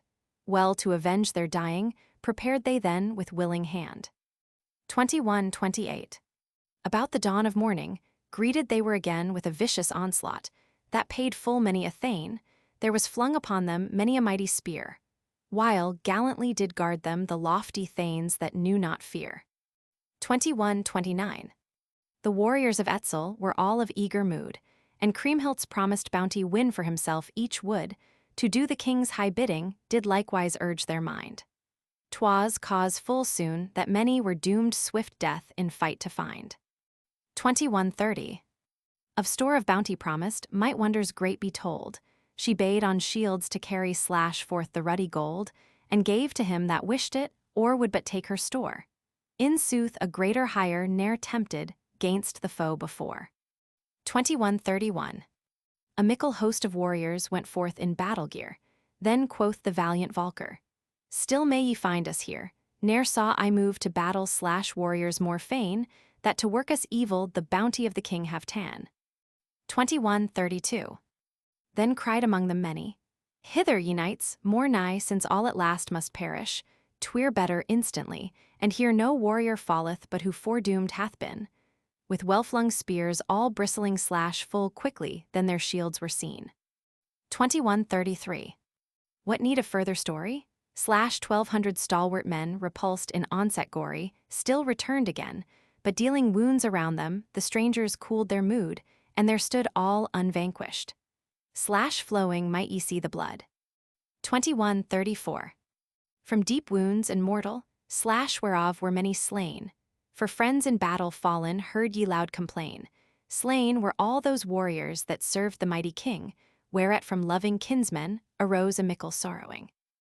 37th Adventure. How the Margrave Rudiger was slain. 21:35. At morning light the strangers had wrought high deed of fame, when the spouse of Gotland unto the courtyard came. To behold on both sides such woe befallen there, might not refrain from weeping slash sorely the faithful Rudiger. 21:36. O woe is me, exclaimed he, that ever I was born. Alack that this great sorrow no hand from us may turn, though I be ne'er so willing, the king no peace will know, for he beholds his sorrow ever great and greater grow. 2137. Then did the kindly Rudiger unto Dietrich send, if to the lofty monarchs they yet might truce extend. The Knight of Bern gave message. How might such thing be? For ne'er the royal Etzel granteth to end it peacefully. 2138. When a Hunnish warrior saw standing Rudiger, as from eyes sore weeping, fell full many a tear, to his royal mistress spake he. Behold how stands he there with whom here by Etzel none other may and might compare. 2139. And who commandeth service of lands and people all. How many lordly castles Rudiger his own doth call, that unto him hath given the bounty of the king. Not, yet in valorous conflict saw'st he thou here his sword to swing. 2140. Methinks but little recks he, what may here betide, since now in fullest measure his heart is satisfied. 'Tis told he is, surpassing all men forsooth, so keen, but in this time of trials his valor ill displayed hath been. 2141. Stood there full of sorrow the brave and faithful man, yet whom he thus heard speaking, he cast his eyes upon, thought he. Thou maxed atonement, who deem'st my metal cold, thy thought here all too loudly hast thou unto the people told. 2142. His fist thereat he doubled, and upon him ran, and smote with blows so mighty, their King Etzel's man that prone before him straightway, fell that mocker dead. So came but greater sorrow on the royal Etzel's head. 2143. Hence thou basest caitiff, cried then Rudiger. Here of pain and sorrow enough I have to bear. Wherefore wilt thou taunt me, that I the combat shun? In sooth had I the utmost of harm upon the strangers done. 2144. For that good reason have I slashed to bear them hate indeed, but that myself the warriors as friends did hither lead. Yea, was I their safe escort into my master's land, so may I, man most wretched, ne'er raise against them hostile hand. 2145. Then spake the lofty Etzel unto the Margrave. What aid, O noble Rudiger, here at thy hands we have, our country hath so many already doomed to die, we need not any other. Now hast thou wrought full wrongfully. 2146. Return the knight so noble. My heart he sore hath grieved, and reproached me for high honors at thy hand received and eke for gifts unto me, by thee so freely made. Dearly for his slander hath the base traducer paid. 2147. When had the queen come hither, and had likewise seen how on the Hunnish warrior his wrath had vented been incontinent, she mourned it, and tears bedimmed her sight. Spake she unto Rudiger, how dost thou now our love requite? 2148. That for me and thy master thou bringst thee increase of woe? Now hast thou, noble Rudiger, ever told us so, how that thou life and honor for our sake wouldst dare. Eke heard I thanes full many proclaim thee knight beyond compare. 2149. Of the oath I now remind thee that thou to me didst swear, when counsel first thou gavest to Etzel's land to fare, that thou wouldst truly serve me, till one of us were dead. Of that I wretched woman never stood so sore in need. 2150. Nor do I, royal mistress, deny that so I swear that I for thy well-being would life and honor dare, but eke my soul to forfeit, that swear I not indeed. 'Tis I thy royal brothers hither to this land did lead. 2151. Quoth she, bethink thee, Rudiger, of thy fidelity and oath once firmly plighted that aught of harm to me should ever be avenged, and righted every ill. Replied thereto the Margrave, ne'er have I failed to work thy will. 2152. Etzel the mighty monarch to implore him then began, and king and queen together down knelt before their man, whereat the good Margrave was seen in sorest plight, and gan to mourn his station in piteous words the faithful knight. 2153. O woe is me most wretched, he sorrow-stricken cried, that forced I am my honor thus to set aside, and bonds of faith and friendship God hath imposed on me, O thou that roll'st in heaven. Come death, I cannot yet be free. 2154. Whate'er it be my effort to do or leave undone, I break both faith and honor in doing either one. But leave I both, all people will cry me worthy scorn. May he look down in mercy, who bade me wretched man be born. 2155. With many a prayer besought him the king and eke his spouse. Wherefore was many a warrior soon doomed his life to lose at hand of noble Rudiger, when eke did die the thane. Now hear ye how he bore him, though filled his heart with sorest pain. 2156. He knew how scathe did wait him slash and boundless sorrowing, and gladly had refused to obey the king and eke his royal mistress. Slash full sorely did he fear, that if one stranger slew he, the scorn of all the world he'd bear. 2157. Then spake unto the monarch the full gallant thane, O royal sire, whatever slash thou gavest, take again, the land and every castle, that not remain to me. On foot a lonely pilgrim I'll wander to a far country. 2158. Thereto replied King Etzel, Who then gave help to me? My land and lordly castles give I all to thee. If on my foes, O Rudiger, revenge thou wilt provide, a mighty monarch seated, slash shalt thou be by Etzel's side. 2159. Again gave answer Rudiger, How may that ever be? At my own home shared they slash my hospitality. Meat and drink I offered to them in friendly way, and gave them of my bounty. How shall I seek them here to slay? 2160. The folk belike will fancy that I a coward be. Ne'er hath faithful service been refused by me unto the noble princes, and their warriors too, that ere I gain their friendship. Now 'tis cause for me to rue. 2161. For spouse unto Sir Giselher gave I a daughter mine, nor into fairer keeping might I her resign, where truth were sought, and honor slash and gentle courtesy. Ne'er saw I thane so youthful slash virtuous in mind as he. 2162. Again gave answer Kriemhild, O noble Rudiger, to me and royal Etzel in mercy now give ear for sorrows that o'erwhelm us. Slash bethink thee, I implore, that monarch never any harbored so evil guests before. 2163. Spake in turn the Margrave unto the monarch's wife, Rudiger requital must make today with life, for that thou and my master did me so true befriend, therefore must I perish. Now must my service find an end. 2164. E'en this day, well know I, my castles and my land must surely lose their master beneath a stranger's hand. To thee my wife and children commend I for thy care, and with all the lorn ones that wait by Bechlarien's towers fair. 2165. Now God reward thee, Rudiger. Thereat King Etzel quoth, he and the queen together, right joyful were they both. To us shall all thy people slash full commended be, eke trow, I by my fortune, no harm shall here befall to thee. 2166.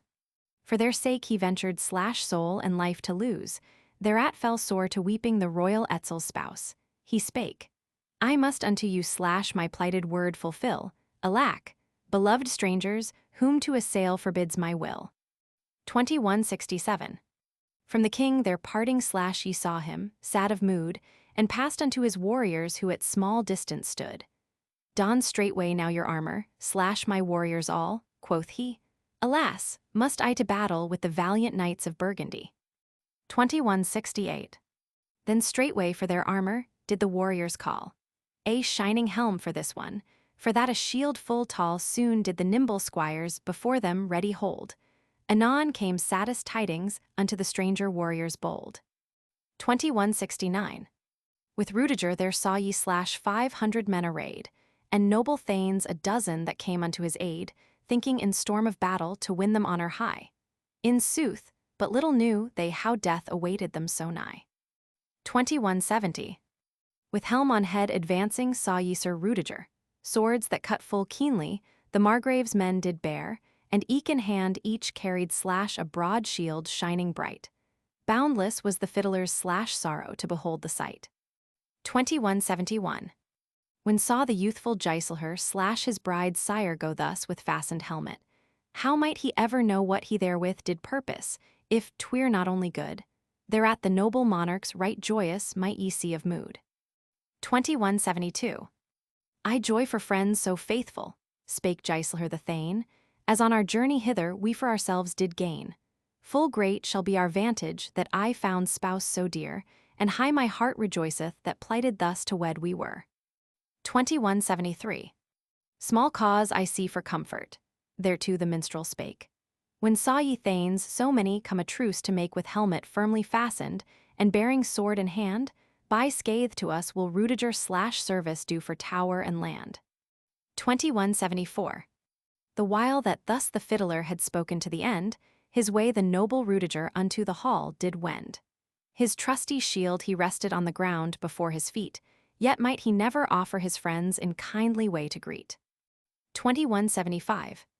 Loudly the noble Margrave cried into the hall, Now guard you well, ye valiant/Nibelungen all, from me ye should have profit, now have ye harm from me, but late we plighted friendship. Broken now these vows must be. 2176. Then quailed to hear such tidings those knights in sore distress, for none there was among them, but did joy the less that he would battle with them for whom great love they bore. At hand of foes already had they suffered travail sore. 2177. Now God in heaven forfend it, their king Gunther cried, that for mercy to us/thou so wilt turn aside, and the faithful friendship/whereof hope had we, I trow in sooth that never/may such thing be done by thee. 2178. Desist therefrom I may not, the keen knight made reply, but now must battle with you, for vow thereto gave I. Now guard you, gallant warriors, as fear ye life to lose, from plighted vow release me, will nevermore King Etzel's spouse. 2179. Too late thou turn'st against us, spake King Gunther there. Now might God requite thee/O noble Rudiger, for the faith and friendship/thou didst on us bestow, if thou a heart more kindly even to the end wouldst show. 2180. We'd ever make requital for all that thou didst give, I and all my kinsmen/wouldst thou but let us live, for thy gifts full stately, as faithfully thou here to Etzel's land didst lead us. Know that, O noble Rudiger. 2181. To me what pleasure were it/Rudiger did say, with full hand of my treasure unto you to weigh, and with a mind right willing as was my hope to do. Thus might no man reproach me with lack of courtesy to you. 2182. Turn yet, O noble Rudiger. Gernot spake again, for in so gracious manner did never entertain any host the stranger, as we were served by thee, and live we yet a little, shall thou well requited be. 2183. O would to God, full noble/Gernot, spake Rudiger, that ye were at Rhine river, and that dead I were with somewhat saved of honor, since I must be your foe, upon good knights was never wrought by friends more bitter woe. 2184. Now God requite thee, Rudiger, Gernot gave reply, for gifts so fair bestowed. I rue to see thee die, for that in thee shall perish/knight of so gentle mind. Here thy sword I carry, that gav'st thou me in friendship kind. 2185. It never yet hath failed me in this our sorest need, and neath its cutting edges many a knight lies dead. 'Tis strong and bright of lustre/cunning wrought and well. I ween, whate'er was given by knight it doth in worth excel. 2186. And wilt thou not give over/upon us here to fall, and if one friend thou slayest here yet within this hall, with this same sword thou gavest, I'll take from thee thy life. I sorrow for thee, Rudiger, and eke thy fair and stately wife. 2187. Would God but give, Sir Gernot, that such thing might be, that thou thy will completely here fulfilled mightst see, and of thy friends not any here his life should lose, yea, shalt thou live to comfort both my daughter and my spouse. 2188. Then out spake of Burgundy, the son of Ute fair, How dost thou so, Sir Rudiger? All that with me are to thee are well disposed. Thou dost an evil thing, and wilt thine own fair daughter to widowhood too early bring. 2189. If thou with armed warriors wilt thus assail me here, in what unfriendly manner/thou makest to appear how that in the eye trusted beyond all men beside, when thy fairest daughter/erstwhile I won to be my bride. 2190. Thy good faith remember/O prince of virtue rare, if God from hence do bring thee/so spake Rudiger. Forsake thou not the maiden when bereft of me, but rather grant thy goodness be dealt to her more graciously. 2191. That would I do full fairly, spake Giselher again. But if my lofty kinsmen, who yet do here remain, beneath thy hand shall perish, severed then must be the friendship true I cherish/eke for thy daughter and for thee. 2192. Then God to us give mercy, The knight full valiant spake. Their shields in hand then took they, as who perforce would make their passage to the strangers into Kriemhild's hall. Adown the stair full loudly slash did Hagen, knight of Tronge, call. 2193. Tarry yet a little, slash O noble Rudiger, for further would we parley. Thus might ye Hagen hear, I and my royal masters, as presseth sorest need. What might it boot to Etzel that we strangers all lay dead? 2194. Great is here my trouble, slash Hagen did declare. The shield that Lady Gotland gave to me to bear hath now been hewn asunder slash by Hun men in my hand. With friendly thought I bore it slash hither into Etzel's land. 2195. Would that God in heaven might grant in kindliness, that I a shield so trusty did for my own possess as in thy hand thou bearest, slash O noble Rudiger, in battle storm, then need I never hauberk more to wear. 2196. Full glad I'd prove my friendship to thee with mine own shield, dared I the same to offer slash before Lady Kriemhild. But take it, nathless, Hagen, and bear it in thy hand. Would that thou mightst take it again unto Burgundian land. 2197. When with mind so willing, he offered him his shield. Saw ye how eyes full many with scalding tears were filled, for the last gift was it, that was offered ere unto any warrior, by Bechelairen's Margrave, Rudiger. 2198. How grim sower was Hagen slash and stern sower of mind. That gift to pity moved him that there the chieftain kind, so near his latest moment, did on him bestow. From eyes of many another began likewise the tears to flow. 2199. Now God in heaven requite thee, slash O noble Rudiger, like unto thee none other slash warrior was there heir, unto knights all friendless so bounteously to give. God grant in his mercy thy virtue evermore to live. 2200. Woe's me to hear such tiding, slash Hagen did declare. Such load of grief abiding already do we bear, if we with friends must struggle, to God our plaint must be. Thereto replied the Margrave, 'Tis cause of sorrow sore to me. 2201. To pay thee for thy favor, slash O noble Rudiger. Howe'er these lofty warriors themselves against thee bear, yet never thee in combat here shall touch my hand, and though complete thou slayest them from out Burgundian land. 2202. Thereat the lofty Rudiger, for him did courteous bend.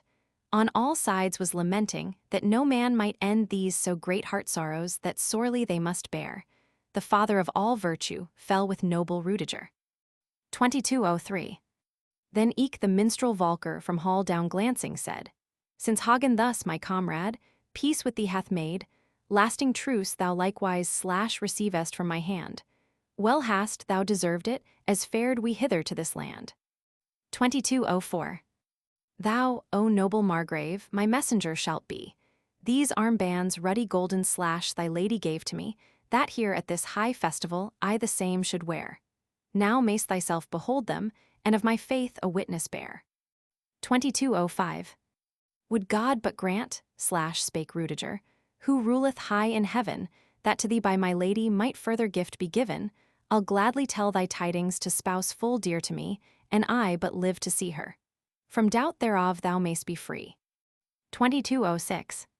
When thus his word was given, his shield raised Rudiger. Nigh to madness driven bode he no longer there, but ran upon the strangers like to a valiant knight. Many a blow full rapid smote the Margrave in his might. 2207. Volker and Hagen made way before the Thane, as before had promised to him the warriors twain.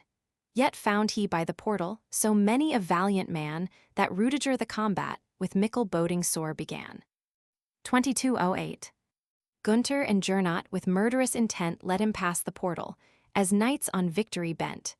Backward yielded Giselher, with sorrow all undone, he hoped to live yet longer, slash, and therefore Rudiger would shun. 2209. Straight upon their enemies, the Margrave's warriors sprung, and following their master was seen a valiant throng.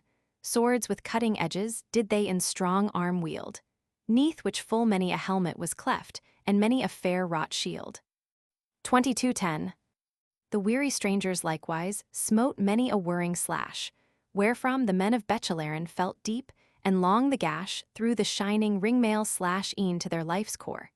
In storm of battle wrought they glorious deeds and many more. 22:11. All his trusty followers now eke had gained the hall, on whom Valkyr and Hagen did soon in fury fall, and mercy unto no man save Rudiger they showed. The blood adown through helmets, where smote their swords, full plenteous flowed. 22:12. How right furiously were swords 'gainst armor driven, on shields the well-wrought mountings from their wards were riven, and fell their jeweled facings all scattered in the blood. Ne'er again might warriors show in fight so grim a mood. 22:13. The Lord of Bechelaren through foemen cut his way, as doth each doughty warrior in fight his might display. On that day did Rudiger show full plain that he a hero was undaunted, full bold and eke full praiseworthy. 22:14. Stood there two knights right gallant, Gunther and Gernot, and in the storm of battle to death full many smote. Eke Giselher and Dankwart, never aught recked they how many a lusty fighter saw, neath their hand his latest day. 22:15. Full well did show him Rudiger a knight of metal true, doughty in goodly armor. What warriors there he slew, beheld it a Burgundian, and cause for wrath was there. Not longer now was distant the death of noble Rudiger. 22:16. Gernot, knight full doughty, addressed the Margrave then, thus speaking to the hero. Wilt thou of all my men living leave not any, O noble Rudiger, that gives me grief unmeasured. The sight I may not longer bear. 22:17. Now must thy gift unto me prove thy sorest bane, since of my friends so many thou from me hast ta'en. Now hither turn to front me, thou bold and noble knight, as far as might may bear me I trust to pay thy gift aright. 22:18. Ere that full the Margrave might make his way to him, must rings of glancing mail-coats with flowing blood grow dim. Then sprang upon each other those knights on honor bent, and each from wounds deep cutting sought to keep him all unshent. 22:19. Their swords cut so keenly that might withstand them not. With mighty arm Sir Rudiger Gernot then smote through the flint-hard helmet, that downward flowed the blood. Therefore repaid him quickly the knight of keen and valiant mood. 22:20. The gift he had of Rudiger high in hand he swung, and though to death was wounded, he smote with blow so strong that the good shield was cloven, and welded helmet through. The spouse of fair Gotland, then his latest breath he drew. 22:21. In sooth so sad requital found rich bounty ne'er. Slain fell they both together, Gernot and Rudiger, alike in storm of battle, each by the other's hand. Sore was the wrath of Hagen when he the harm did understand. 22:22. Cried there the Lord of Trange, great is here our loss. In death of these two heroes, such scathe befalleth us, wherefore land and people shall repine for aye. The warriors of Rudiger must now to us the forfeit pay. 22:23. Alack for this my brother, snatched by death this day. What host of woes unbidden encompass me alway, eke must I moan it ever that noble Rudiger fell. Great is the scathe to both sides, and great the sorrowing as well. 22:24. When then beheld Sir Giselher his lover's sire dead, must all that with him followed suffer direst need. Their death was busy seeking to gather in his train, and of the men of Bechelaren came forth not one alive again. 22:25. Gunther and Giselher and with them Hagen too, Dankwart and Valkyr, doughty thanes and true, went where found they lying the two warriors slain, nor at the sight the heroes might their grief and tears restrain. 22:26. Death robbeth us right sorely, spake young Sir Giselher. Yet now give o'er your weeping, and let us seek the air, that the ringed mail grow cooler on us storm-weary men. God in sooth will grant us not longer here to live, I ween. 22:27. Here sitting, and there leaning was seen full many a thane, resting once more from combat, the while that all lay slain the followers of Rudiger. Hushed was the battle's din, at length grew angry Etzel, that stillness was so long within. 22:28. Alack for such a service, spake the monarch's wife, for never 'tis so faithful that our foes with life must to us make payment at Rudiger's hand. He thinks in sooth to lead them again unto Burgundian land. 22:29. What boots it, royal Etzel, that we did ever share with him what he desired? The knight doth evil there, he that should avenge us, the same a truce doth make. Thereto the stately warrior / Valkyr in answer spake. 2230. Alas, 'tis no such case here. O high and royal dame, dared I but give the lie to / one of thy lofty name, thou hast in fiendish manner / Rudiger belied. He and all his warriors have laid all thoughts of truce aside. 2231. With so good heart obeyed he, his royal masters will that he and all his followers here in death lie still. Look now about thee, Kriemhild, who may thy hests attend. Rudiger the hero hath served thee faithful to the end. 2232. Wilt thou my words believe not, to thee shall clear be shown. To cause her heart a sorrow, there the thing was done, wound gashed they bore the hero, where him the king might see. Unto the thanes of Etzel / ne'er might so great sorrow be. 2233. When did they the Margrave a course on bier behold? By chronicler might never written be nor told all the wild lamenting of women and of men, as with grief all stricken / outpoured they their heart's sorrow then. 2234. Royal Etzel's sorrow there did know no bound. Like to the voice of lion echoing rang the sound of the king's loud weeping, wherein the queen had share. Unmeasured they lamented the death of noble Rudiger. 30th Adventure. How all Sir Dietrich's knights were slain. 2235. On all sides so great sorrow heard ye there around, that palace and high tower did from the wail resound. Of Bern, a man of Dietrich eke the same did hear, and speedily he hastened the tidings to his lord to bear. 2236. Spake he unto his master, Sir Dietrich, give me ear, what yet hath been my fortune, never did I hear lamenting past all measure, as at this hour hath been, scathe unto King Etzel himself hath happened, I ween. 2237. Else how might they ever all show such dire need? The king himself or Kriemhild / one of them lieth dead, by the doughty strangers for sake of vengeance slain. Unmeasured is the weeping of full many a stately thane. 2238. Then spake of Bern Sir Dietrich, Ye men to me full dear, now haste ye not unduly. The deeds performed here by the stranger warriors show sore necessity, that peace with them I blighted, let it now their profit be. 2239. Then spake the valiant Wolfheart, Thither will I run to make question of it what they now have done, and straight will tidings bring thee, / master full dear to me, when yonder I inform me, whence may so great lamenting be. 2240. Answer gave Sir Dietrich, Fear they hostility, the while uncivil questioning of their deed there be, lightly are stirred to anger / good warriors o'er the thing, yea, tease my pleasure Wolfheart, / thou sparest them all such questioning. 2241. Helfrich he then commanded thither with speed to go that from men of Etzel he might truly know, or from the strangers straightway, what thing there had been, as that, so sore lamenting of people ne'er before was seen. 2242. Questioned then the messenger, What hath here been wrought? Answered one among them, Complete is come to not what of joy we cherished here in Hunnish land, slain here lieth Rudiger, fallen neath Burgundian hand. 2243. Of them that entered with him, not one doth longer live. Naught might ever happen Helfrich more to grieve, nor ever told he tidings so ruefully before. Weeping sore the message, unto Dietrich then he bore. 2244. What the news thou bringst us? Dietrich spake once more. Yet, O doughty Helfrich, wherefore dost weep so sore? Answered the noble warrior. With right may I complain, yonder faithful Rudiger lieth by the Burgundians slain. 2245. The Lord of Bern gave answer. God let not such thing be, that were a mighty vengeance, and eke the devil's glee, whereby had ever Rudiger from them deserved such ill, well know I to the strangers was ever well disposed his will. 2246. Thereto gave answer Wolfheart.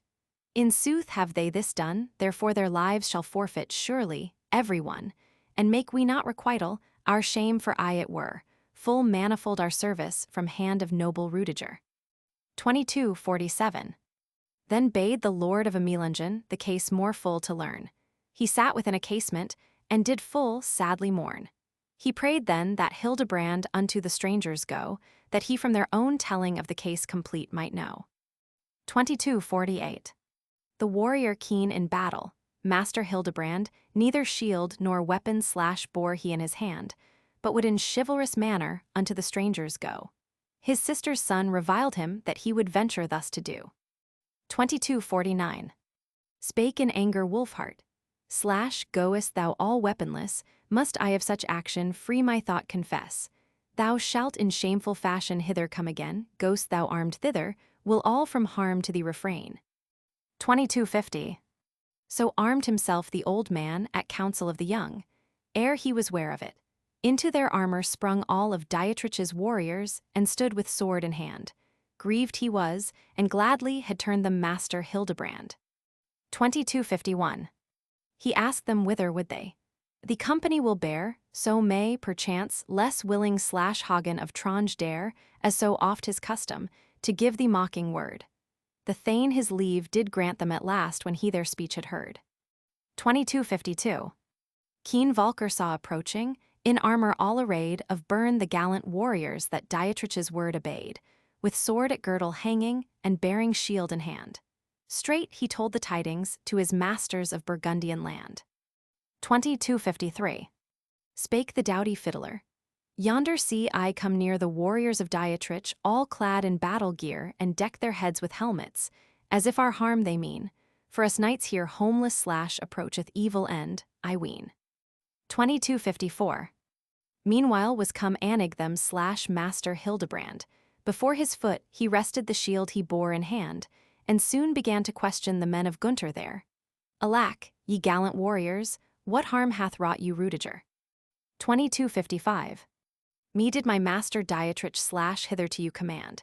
If now the noble Margrave / hath fallen, neath the hand of any knight among you, as word to us is borne, such a mighty sorrow might we never cease to mourn. 2256. Then spake of Tronge Hagen, True is the tale ye hear, though glad I were, if to you had lied the messenger, and if the faithful Rudiger still his life might keep, for whom both man and woman must ever now in sorrow weep. 2257. When they forsooth the passing of the hero knew, those gallant knights bemoaned him / like faithful friends and true on Dietrich's lusty warriors, saw ye fall the tear adown the bearded visage, for sad of heart in truth they were. 2258. Of Bern then a chieftain / Siegstab further cried, Of all the mickle comfort now an end is made, that Rudiger erst prepared us after our days of pain. The joy of exiled people here lieth by you warriors slain. 2259. Then spake of a Melungen the Thane Wulfwine, If that this day beheld I / dead e'en sire of mine, no, more might be my sorrow than for this hero's life. Alack, who bringeth comfort now to the noble Margrave's wife. 2260. Spake eke in angry humor Wolfheart a stalwart Thane, Who now shall lead our army on the far campaign, as full oft the Margrave of old hath led our host, alack. O noble Rudiger, that in such manner thee we've lost. 2261. Wulfbrand and Helfrich and Helmnot with warriors all mourned there together that he in death must fall. For sobbing might not further / question Hildebrand. He spake, Now do, ye warriors, / according to my lord's command. 2262. Yield unto us Rudiger's / course from out the hall, in whose death to sorrow hath passed our pleasure all, and let us do him service for friendship true of yore that e'er for us he cherished, and eke for many a stranger more. 2263. We two from home are exiles like unto Rudiger. Why keep ye us here waiting? Him grant us hence to bear, that e'en though death hath reft him our service he receive, though fairer had we paid it the while the hero yet did live. 2264. Thereto spake King Gunther, No service equal may that which, when death hath reft him, to friend a friend doth pay. Him deem I friend right faithful, whoe'er the same may do. Well make ye here requital for many a service unto you. 2265.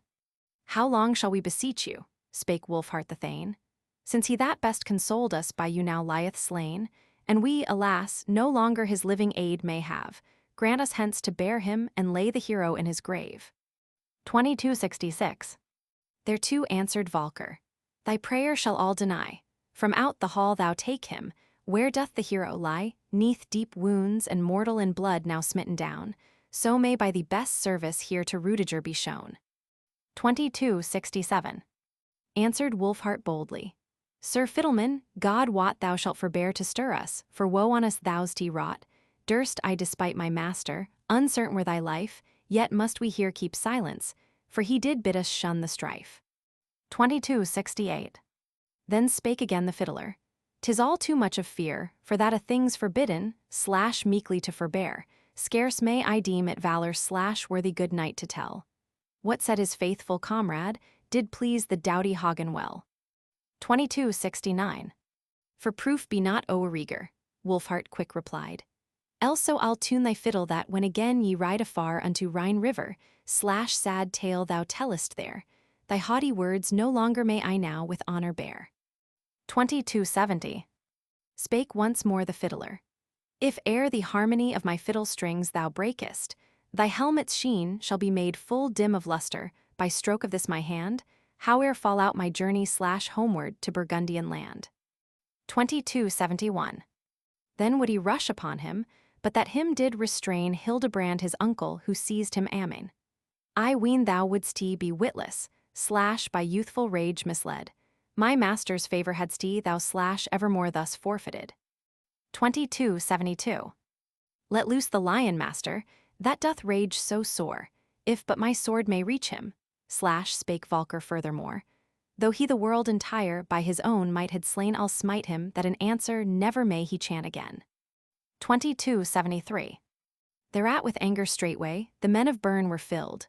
Wolfheart, thane right valiant, grasped in haste his shield, and like to a wild lion out before them sped. By friends a goodly number / full quickly was he followed. 2274.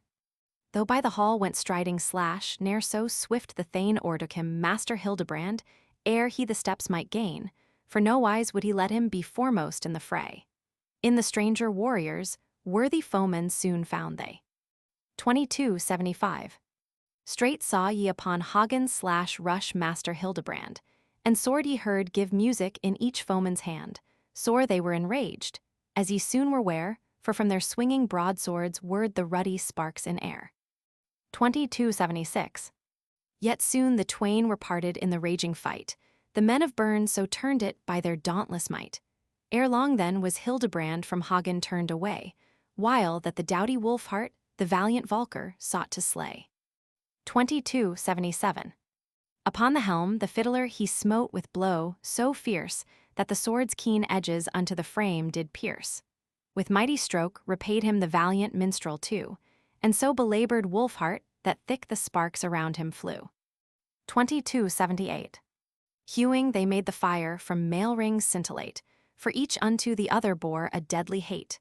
Of Bern the thane Wolfween at length did part the two, which thing might none other than man of mickle prowess do. 2279. Gunther, knight full gallant, received with ready hand there the stately warriors of a Nibelungen land. Eke did young Giselher, of many a helmet bright, with blood all red and reeking, cause to grow full dim the light. 2280. Dankwart, Hagen's brother, was a warrior grim. What erstwhile in combat had been wrought by him against the men of Etzel, seemed now as toying vain, as fought with flaming ire the son of valiant Aldrian. 2281. Richard and Gerbart, Helfrich and Wichart had oft in storm of battle with valor borne their part, as now 4 men of Gunther they did clear display. Likewise saw ye Wolfbrand / glorious amid the fray. 2282. Their old master Hildebrand fought as he were woed. Many a doughty warrior was stricken in the blood by the sword that swinging in Wolfheart's hand was seen. Thus took dire vengeance for Rudiger those knights full keen. 2283. Havoc wrought Sir Siegfried there with might and main. Ho! In the hurly-burly, what helms he cleft in twain upon the crowns of foemen, Dietrich's sister's son, ne'er in storm of battle had he more feats of valor done. 2284. When the doughty Volker there aright had seen how many a bloody rivulet was hewn by Siegfried keen from out the well-wrought mail rings, the hero's ire arose. Quick he sprang toward him. Siegfried then his life must lose. 2285. Ere long time was over.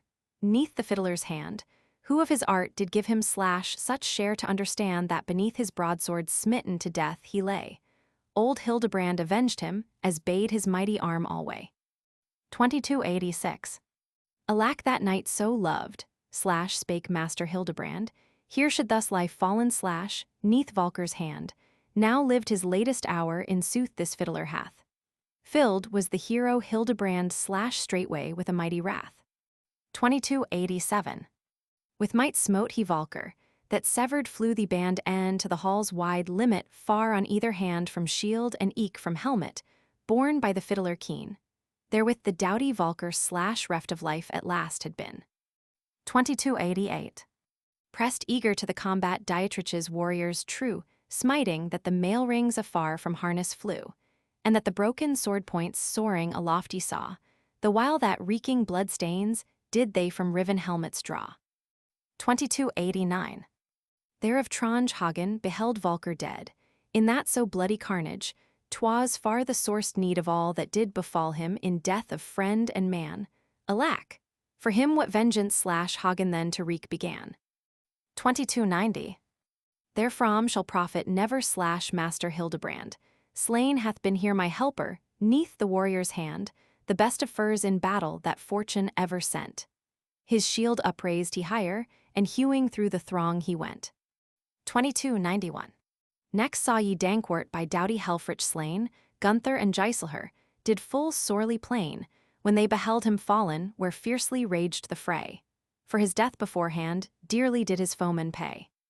2292. The while coursed Wolfhart thither and back again, through Gunther's men before him hewing wide a lane. Thrice in sooth returning strode he down the hall, and many a lusty warrior, 'neath his doughty hand must fall. 2293.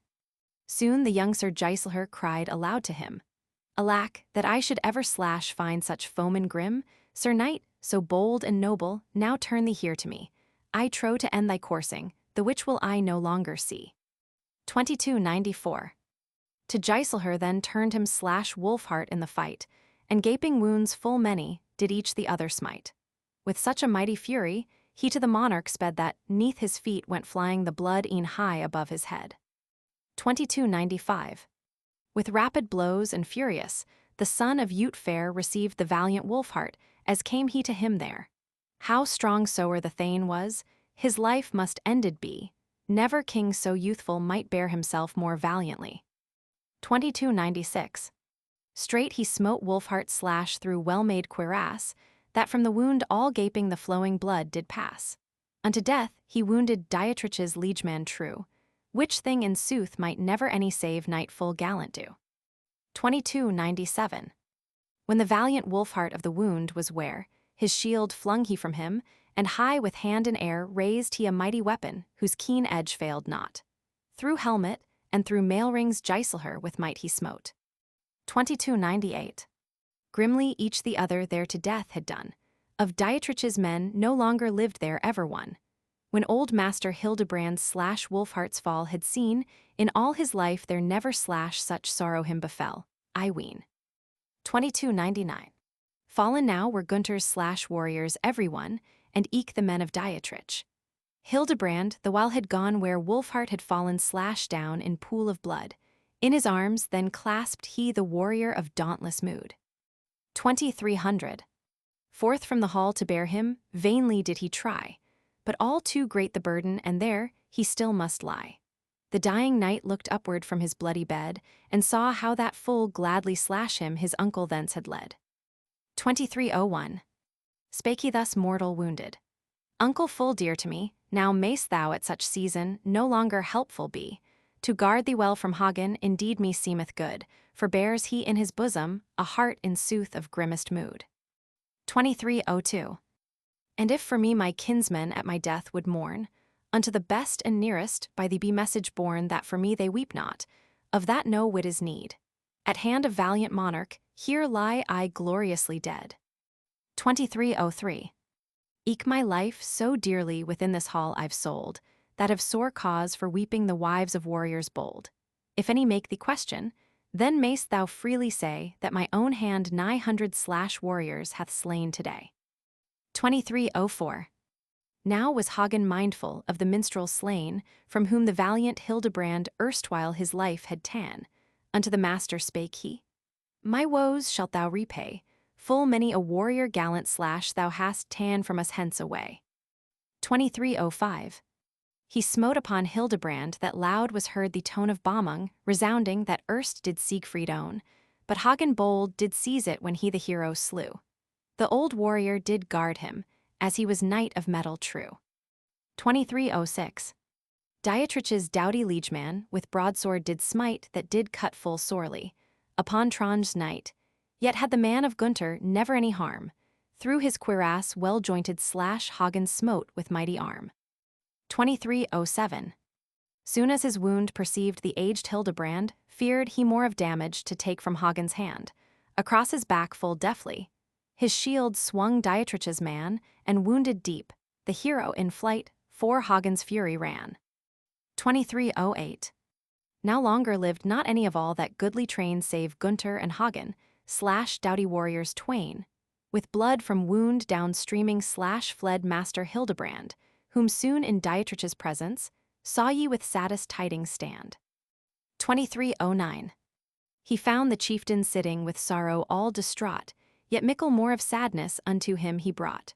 When Dietrich saw how Hildebrand's / cuirass all blood-red wore, with fearful heart he questioned what the news to him he bore. 2310.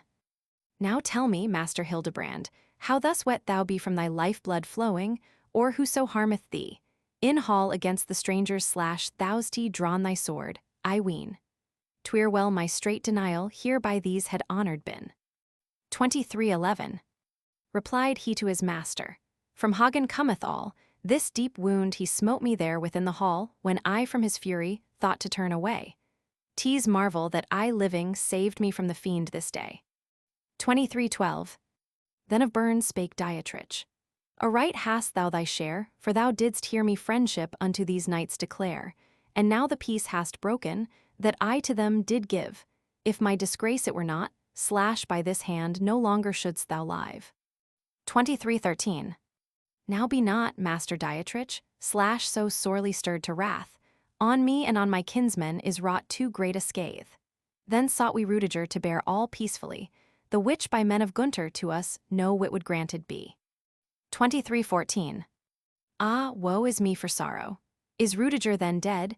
In all my need there never / such grief hath happened. The noble Gotland is cousin fair to me.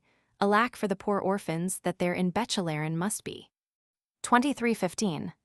Grief and anguish filled him / o'er Rudiger thus slain, nor might it all the hero the flowing tears restrain. Alack for faithful helper that death from me hath torn. King Etzel's trusty liegeman, never may I cease to mourn. 2316. Canst thou, Master Hildebrand, true the tidings say, who might be the warrior that Rudiger did slay? That did the doughty Gernot with mighty arm, he said. Eke at hand of Rudiger lieth the royal hero dead. 2317. Spake he again to Hildebrand, Now let my warriors know that straightway they shall arm them, for thither will I go, and bid to fetch hither my shining mail to me. Myself those knights will question of the land of Burgundy. 2318. Who here shall do thee service? / spake Master Hildebrand, all that thou hast yet living / thou seest before thee stand, of all remain I only, the others they are dead. As was in sooth good reason, filled the tale his soul with dread. 2319. For in his life did never such woe to him befall. He spake, Hath death so reft me of my warriors all? God hath forsaken Dietrich. Ah me, a wretched wight, sometime a lofty monarch I was, high-throned in wealth and might. 2320. How might it ever happen? Dietrich spake again, that so worthy heroes here should all be slain by the battle-weary strangers thus beset. Ill fortune me hath chosen, / else death had surely spared them yet. 2321.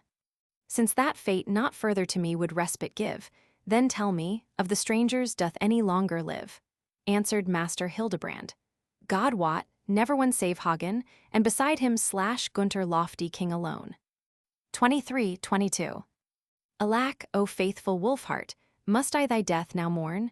Soon have I cause to rue me that ever I was born. Siegstab and Wolfween's slash and eke Wolfbrand, who now shall be my helpers in the Nibelungenland. 23:23. Helfrich, Thane full valiant, and is he likewise slain? For Gerbart and Witchart, when shall I cease to plain? Of all my life's rejoicing, is this the latest day? Alack, that die for sorrow never yet a mortal may. 39th Adventure. How Gunther and Hagen and Kriemhild were slain. 23:24. Himself did then Sir Dietrich his armor take in hand, to don the which did help him slash Master Hildebrand. The doughty chieftain meanwhile must make so loud complain that from high palace casement oft came back the sound again. 23:25. Nathless his proper humor soon he did regain, and armed full in anger stood the worthy Thane. A shield all wrought full firmly took he straight in hand, and forth they strode together, he and Master Hildebrand. 23:26. Spake then of Tronge Hagen, Lo, where doth hither wend in wrath his way Sir Dietrich? Slash, tease plain he doth intend on us to wreak sore vengeance for harm befallen here, today be full decided who may the prize for valor bear. 23:27. Let ne'er of burn Sir Dietrich hold him so high of might, nor deem his arm so doughty slash and terrible in fight that will he wreak his anger on us for sore scathe. Such were the words of Hagen. I dare not well withstand his wrath. 23:28. Upon these words, defiant left Dietrich Hildebrand, and to the warriors hither came where both did stand without before the palace, slash and leaning respite found. His shield well proved in battle Sir Dietrich lowered to the ground. 23:29. Addressed to them Sir Dietrich these words of sorrowing. Wherefore hast thou such evil, slash Gunther mighty king, wrought gainst me a stranger? What had I done to thee, of my every comfort in such manner reft to be? 23:30. Seemed then not sufficient the havoc unto you when from us the hero slash Rudiger ye slew, that now from me ye have taken my warriors one and all, through me did so great sorrow ne'er to you good knights befall. 23:31. Of your own selves bethink you, and what the scathe ye bore, the death of your companions, and all your travail sore. If not your hearts, good warriors, thereat do heavy grow, that Rudiger hath fallen, ah me, how fills my heart with woe. 23:32. In all this world to any slash more sorrow ne'er befell, yet have ye minded little slash my loss and yours as well. Whate'er I most rejoiced in slash beneath your hands lies slain, yea, for my kinsmen fallen never may I cease to plain. 23:33. No guilt lies here upon us, slash Hagen in answer spake. Unto this hall hither your knights their way did take, with goodly train of warriors slash full armed for the fight. Meseemeth that the story hath not been told to thee aright. 23:34. What shall I else believe in? To me told Hildebrand how, when the knights that serve me of Nibelungenlied did beg the course of Rudiger to give them from the hall, not offered ye, but mockings unto the valiant warriors all. 23:35. Then spake the king of Rhineland. Rudiger to bear away came they in company hither, whose course to them deny I bade, despiting Etzel, slash nor with aught malice more, whereupon did Wolfheart slash begin to rage thereat full sore. 23:36. Then spake of Bern the hero. 'Twas fated so to be, yet Gunther, noble monarch, by thy kingly courtesy amends make for the sorrow slash thou here on me hast wrought, that so thy knightly honor still unsullied be in aught. 23:37. Then yield to me as hostage slash thyself and eke thy man, so will I surely hinder, as with best might I can, that any here in Hunland slash harm unto thee shall do. Henceforward shalt thou find me ever well disposed and true. 23:38. God in heaven forfend it, slash Hagen spake again, that unto thee should yield them slash ever warriors twain who in their strength reliant, all armed before thee stand, and yet, four foes defiant, may freely swing a blade in hand. 23:39. So shall ye not, spake Dietrich, proffered peace forswear, Gunther and Hagen. Slash misfortune such I bear at both your hands, 'tis certain ye did but do aright, would ye for so great sorrow now my heart in full requite. 23:40. I give you my sure promise, and pledge thereto my hand, that I will bear you escort/home unto your land. With honors fit I'll lead you, thereon my life I set, and for your sake sore evil suffered at your hands forget. 23:41. Ask thou such thing no longer/Hagen then replied. For us 'twere little fitting the tale be bruited wide, that twain of doughty warriors did yield them 'neath thy hand. Beside thee is none other now but only Hildebrand. 23:42.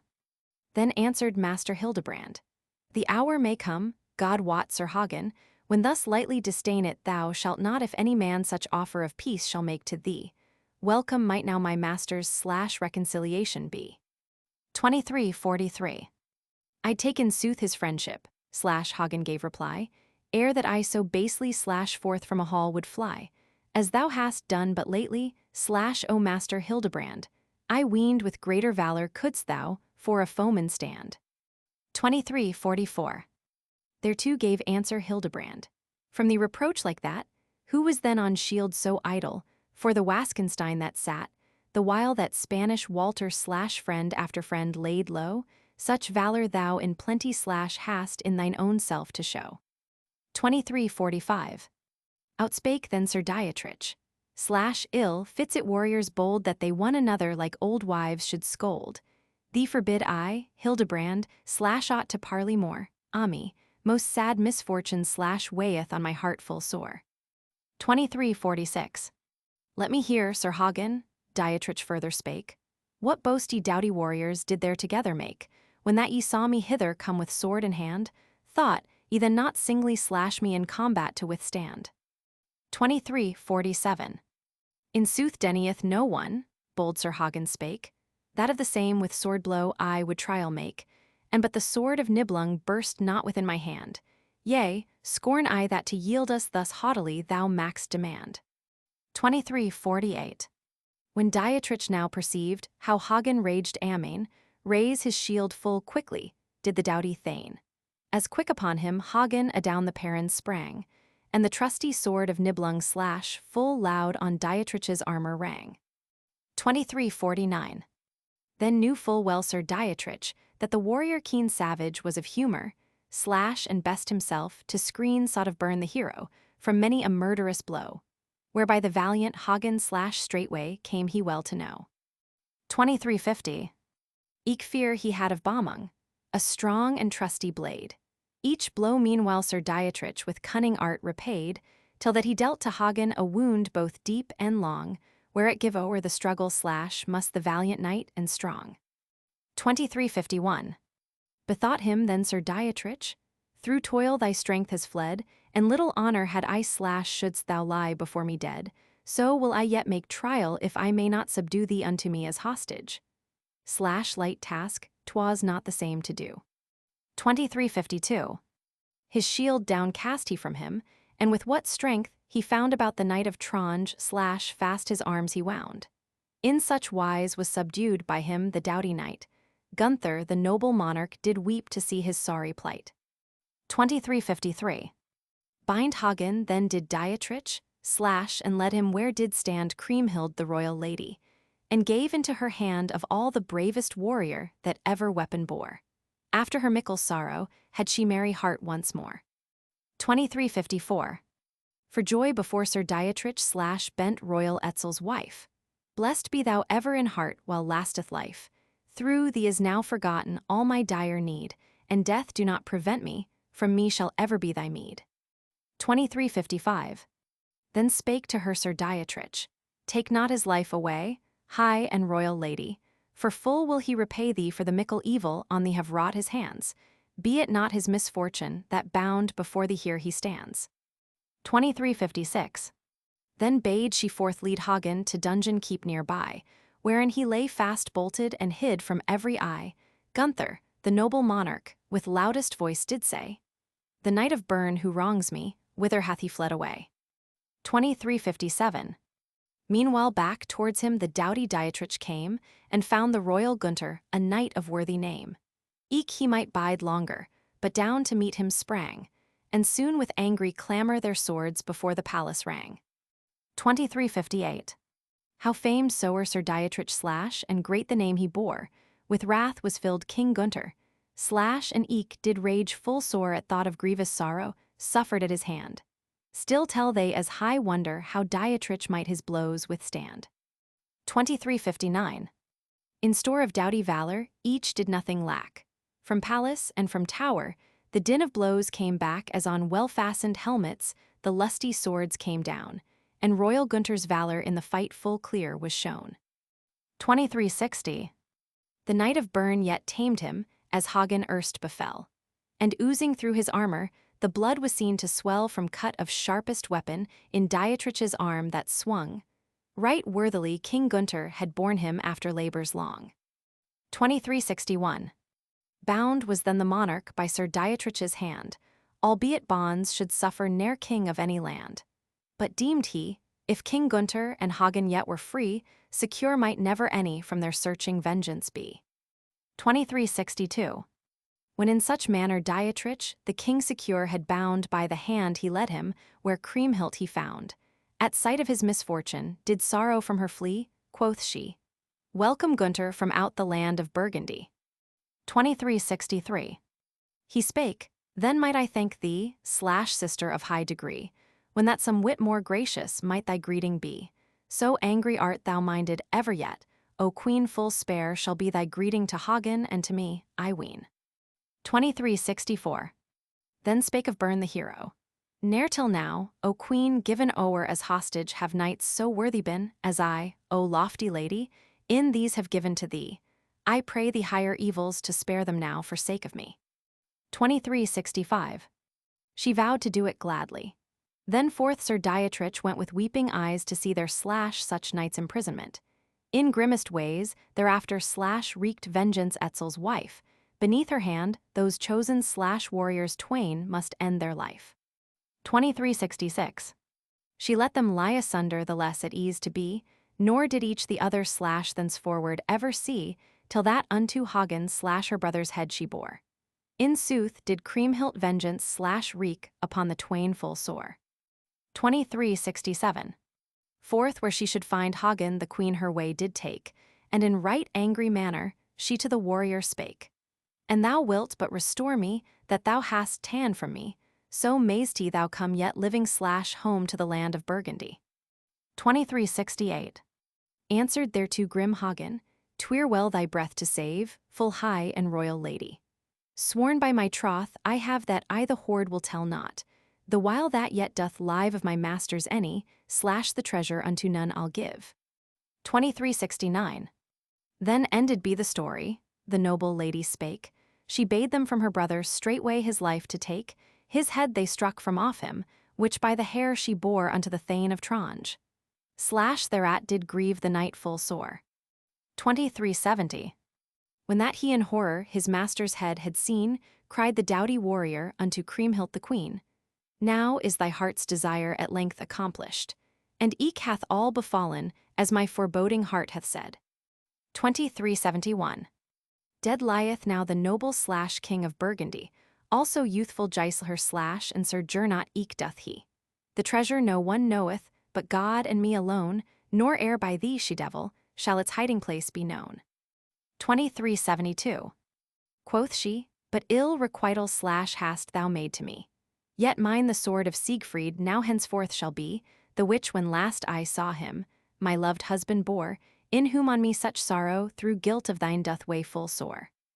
2373. She drew it from the scabbard, nor might he say her nay, though thought she from the warrior his life to take away.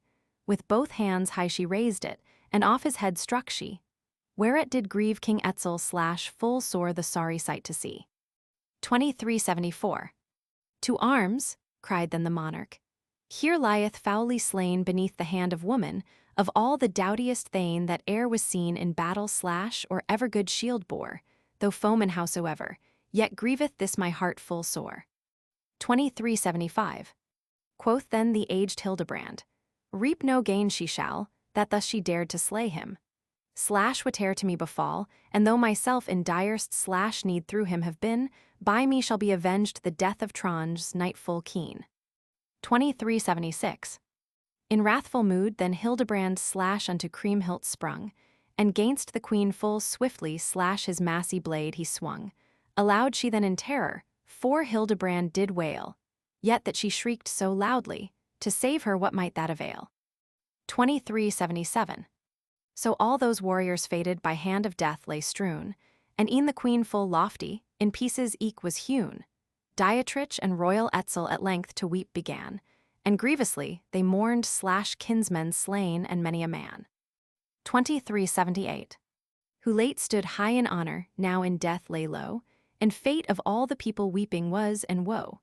To mourning now the monarch slash festal tide had passed, as falls that joy to sorrow slash turneth ever at the last. 2379. Nor can I tell you further what later did befall, but that good knights and ladies saw ye mourning all, and many a noble squire, for friends in death laid low. Here hath the story ending, that is the Nibelungen woe. End of the project Gutenberg ebook of the Nibelungenlied, by Unknown.